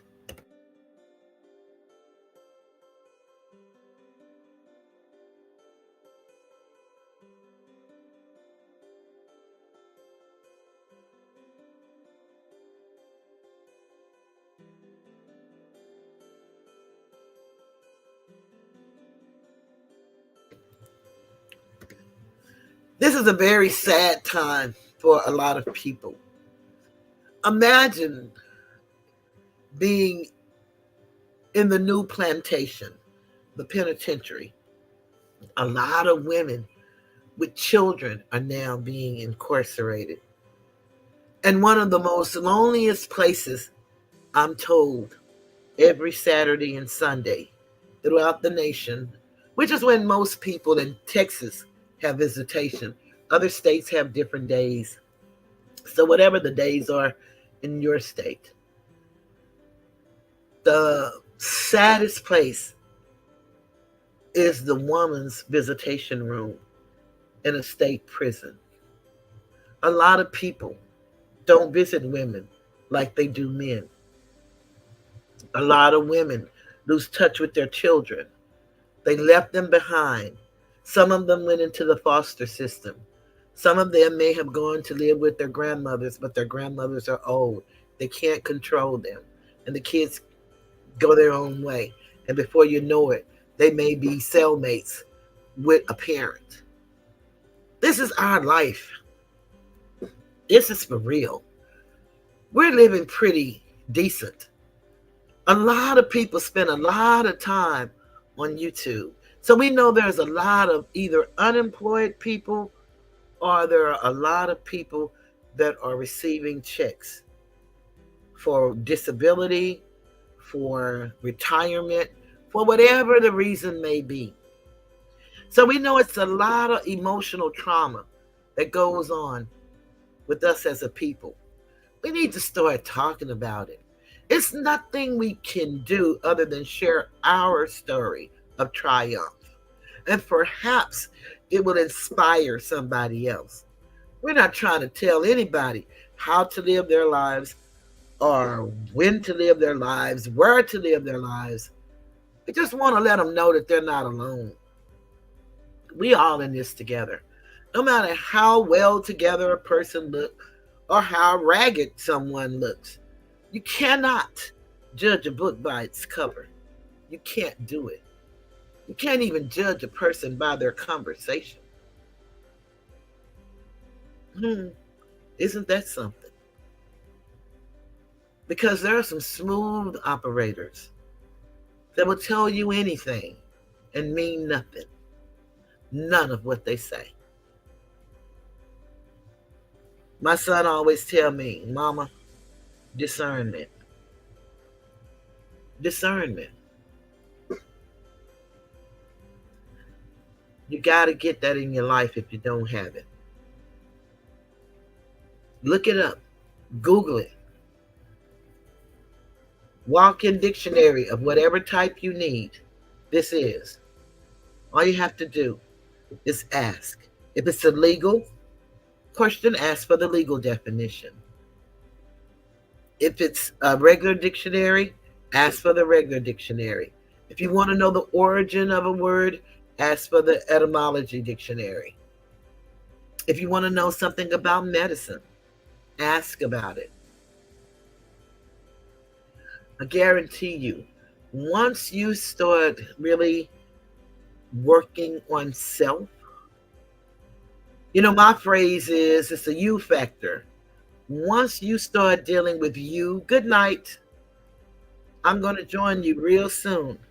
Once you start working on you, I guarantee you, life for you will change for the better. Everybody's not going to get there with you. Wherever you're trying to go, just know everybody, they really don't want to go. They don't have what you have. So you can't bring everybody with you. You got to be willing to go alone sometimes. And then the support, the people who come. Everybody, please, before you leave, if you would, go and sign up to Asator. Maria, before you say goodnight, could you drop Asator's link one more time? And Asator, I'm going to actually share, like I said, your link on my wall. And hopefully people will join. We got to get you there so that you can do your thing. We've been waiting on you forever to do this, and I'm so proud of you that you decided to do it. You have a lot to say, and we appreciate when you say what you say. We really do. So, yes, please. Thank you, Maria. I greatly appreciate it. We're going to put this on the wall.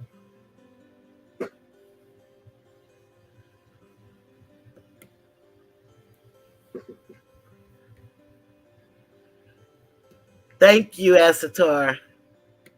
So are you in my life. So are you. And I thank you for being you. There's not many like you, Asatar. There's not. So I want to say thank you to everybody.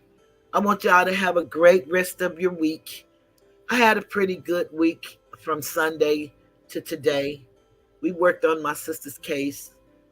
And boy, we had one big scare on Sunday. But we're doing 100 in the shade. And we're fighters, so we're not going to stop. And no matter what you guys hear about me, pay it no mind, because I'm not going to pay it no mind. You know, you can only talk about me so much. You can only say the little nasty stuff so long. But I'm not giving anybody no breath and no air. No, they need it. They need life support. I don't. So please, everybody that's in the chat, that's in the bushes, would y'all please go and subscribe to Asatar's page. Maria, when the video go off, will you also put it in the comments for me? I would greatly appreciate it. We got to get, and Asatar, you put it in the comments. We got to get you up to your 50, because I think it's going to be awesome to have you as a content creator. And on that note, I'm going to end the video with the mother's love. You know, I told you I did my new version and I did it the best I could. It's a little long, so I kind of messed up some of the keys, but we all need to feel a mother's love, especially at this time. And for some of us, our mothers are no longer here. And so we have to rely on the love that she gave us and she left us with, and that we try our best to share with others. And as I think of my mother and what she meant to my family, and to have her name raked through the mud, and to have a blood relative to speak to a man and put roses behind his name is just unimaginable for me. It was so very painful for me. And it's a joke to everybody else. But that pained me. The lie about I'll be dead by 2025, that means nothing. I may be dead tonight. Who knows? I don't control life or death. I just live it until my time is up. Because it's written that no man knows the hour. No man. So I don't get caught up in bullshit. But my heart was heavy. Very heavy. When I was betrayed by one that I love. And I don't love any less. But I know when to let go. And that's what this song is all about. A mother's love. And so I'm going to play A Mother's Love, and then we'll end with the greatest love, which is our children and our future. And I'm going to leave the Tiger's Den. Thank you guys for my donations. They're absolutely beautiful. I thank y'all very much. Thank y'all for the memberships. So Alicia celebrating a year. So I know Maria got to be past a year. I didn't see her green thing, but I know that it's true. So thank you guys so much. And y'all have a beautiful night. Justice for CJ, not me, and justice for Mo 3.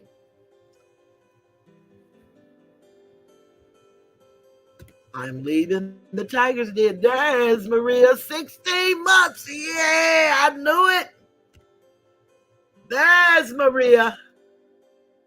Maria.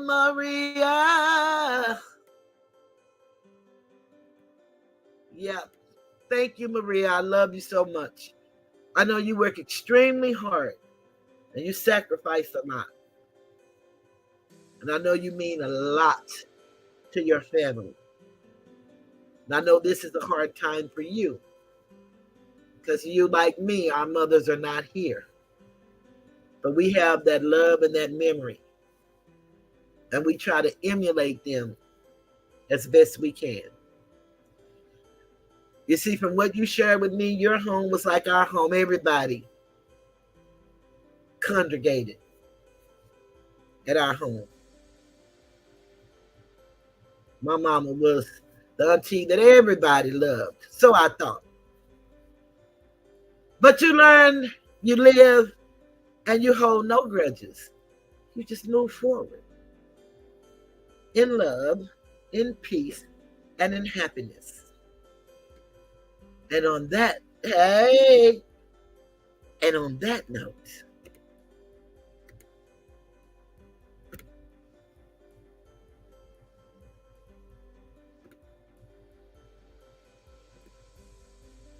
okay, I think I'm hitting the wrong thing. I was. In a mother's love, you will find everything. Everything's alright. To a mother's love, you are bound. You can rest on sacred ground. In a mother's love, you are free to dream because she sees what you can be.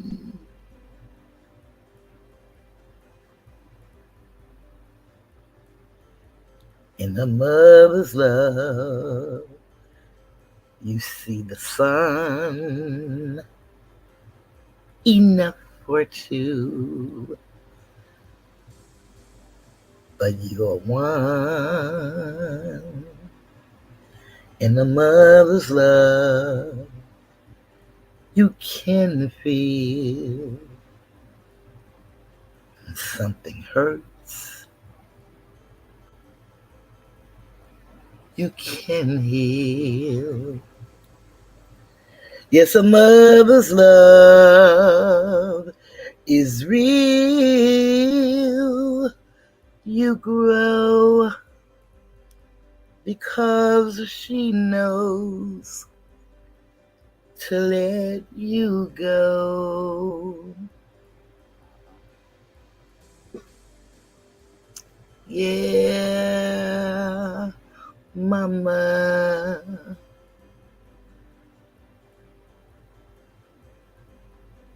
Mama, mama, mama.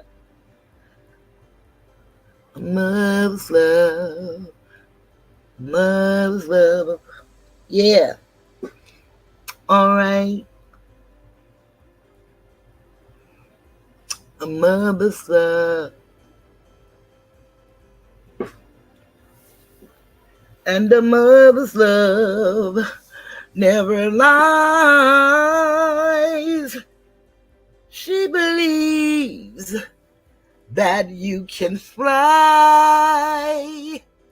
with all of her might.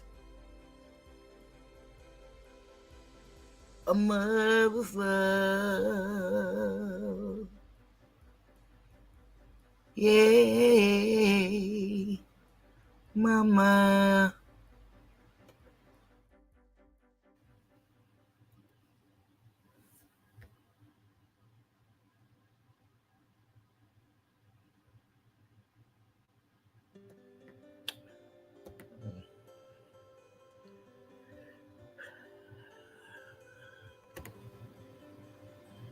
I believe the children are our future.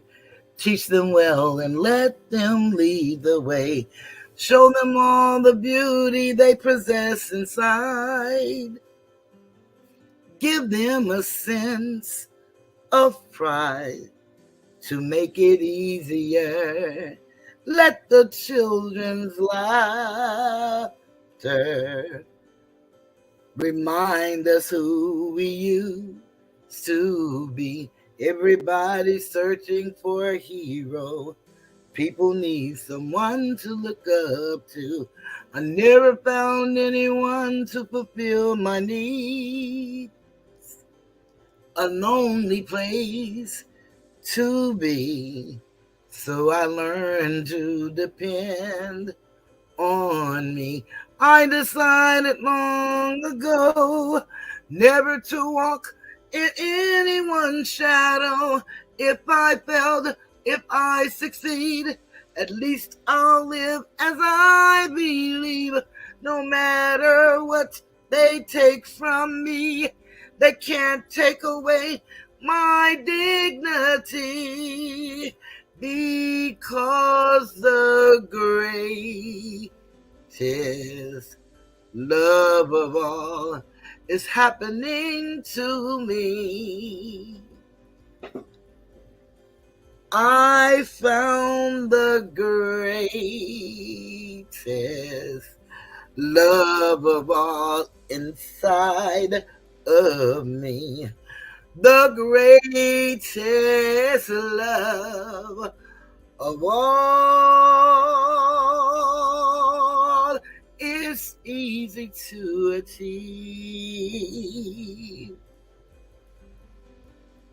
Learning to love yourself is the greatest love of all.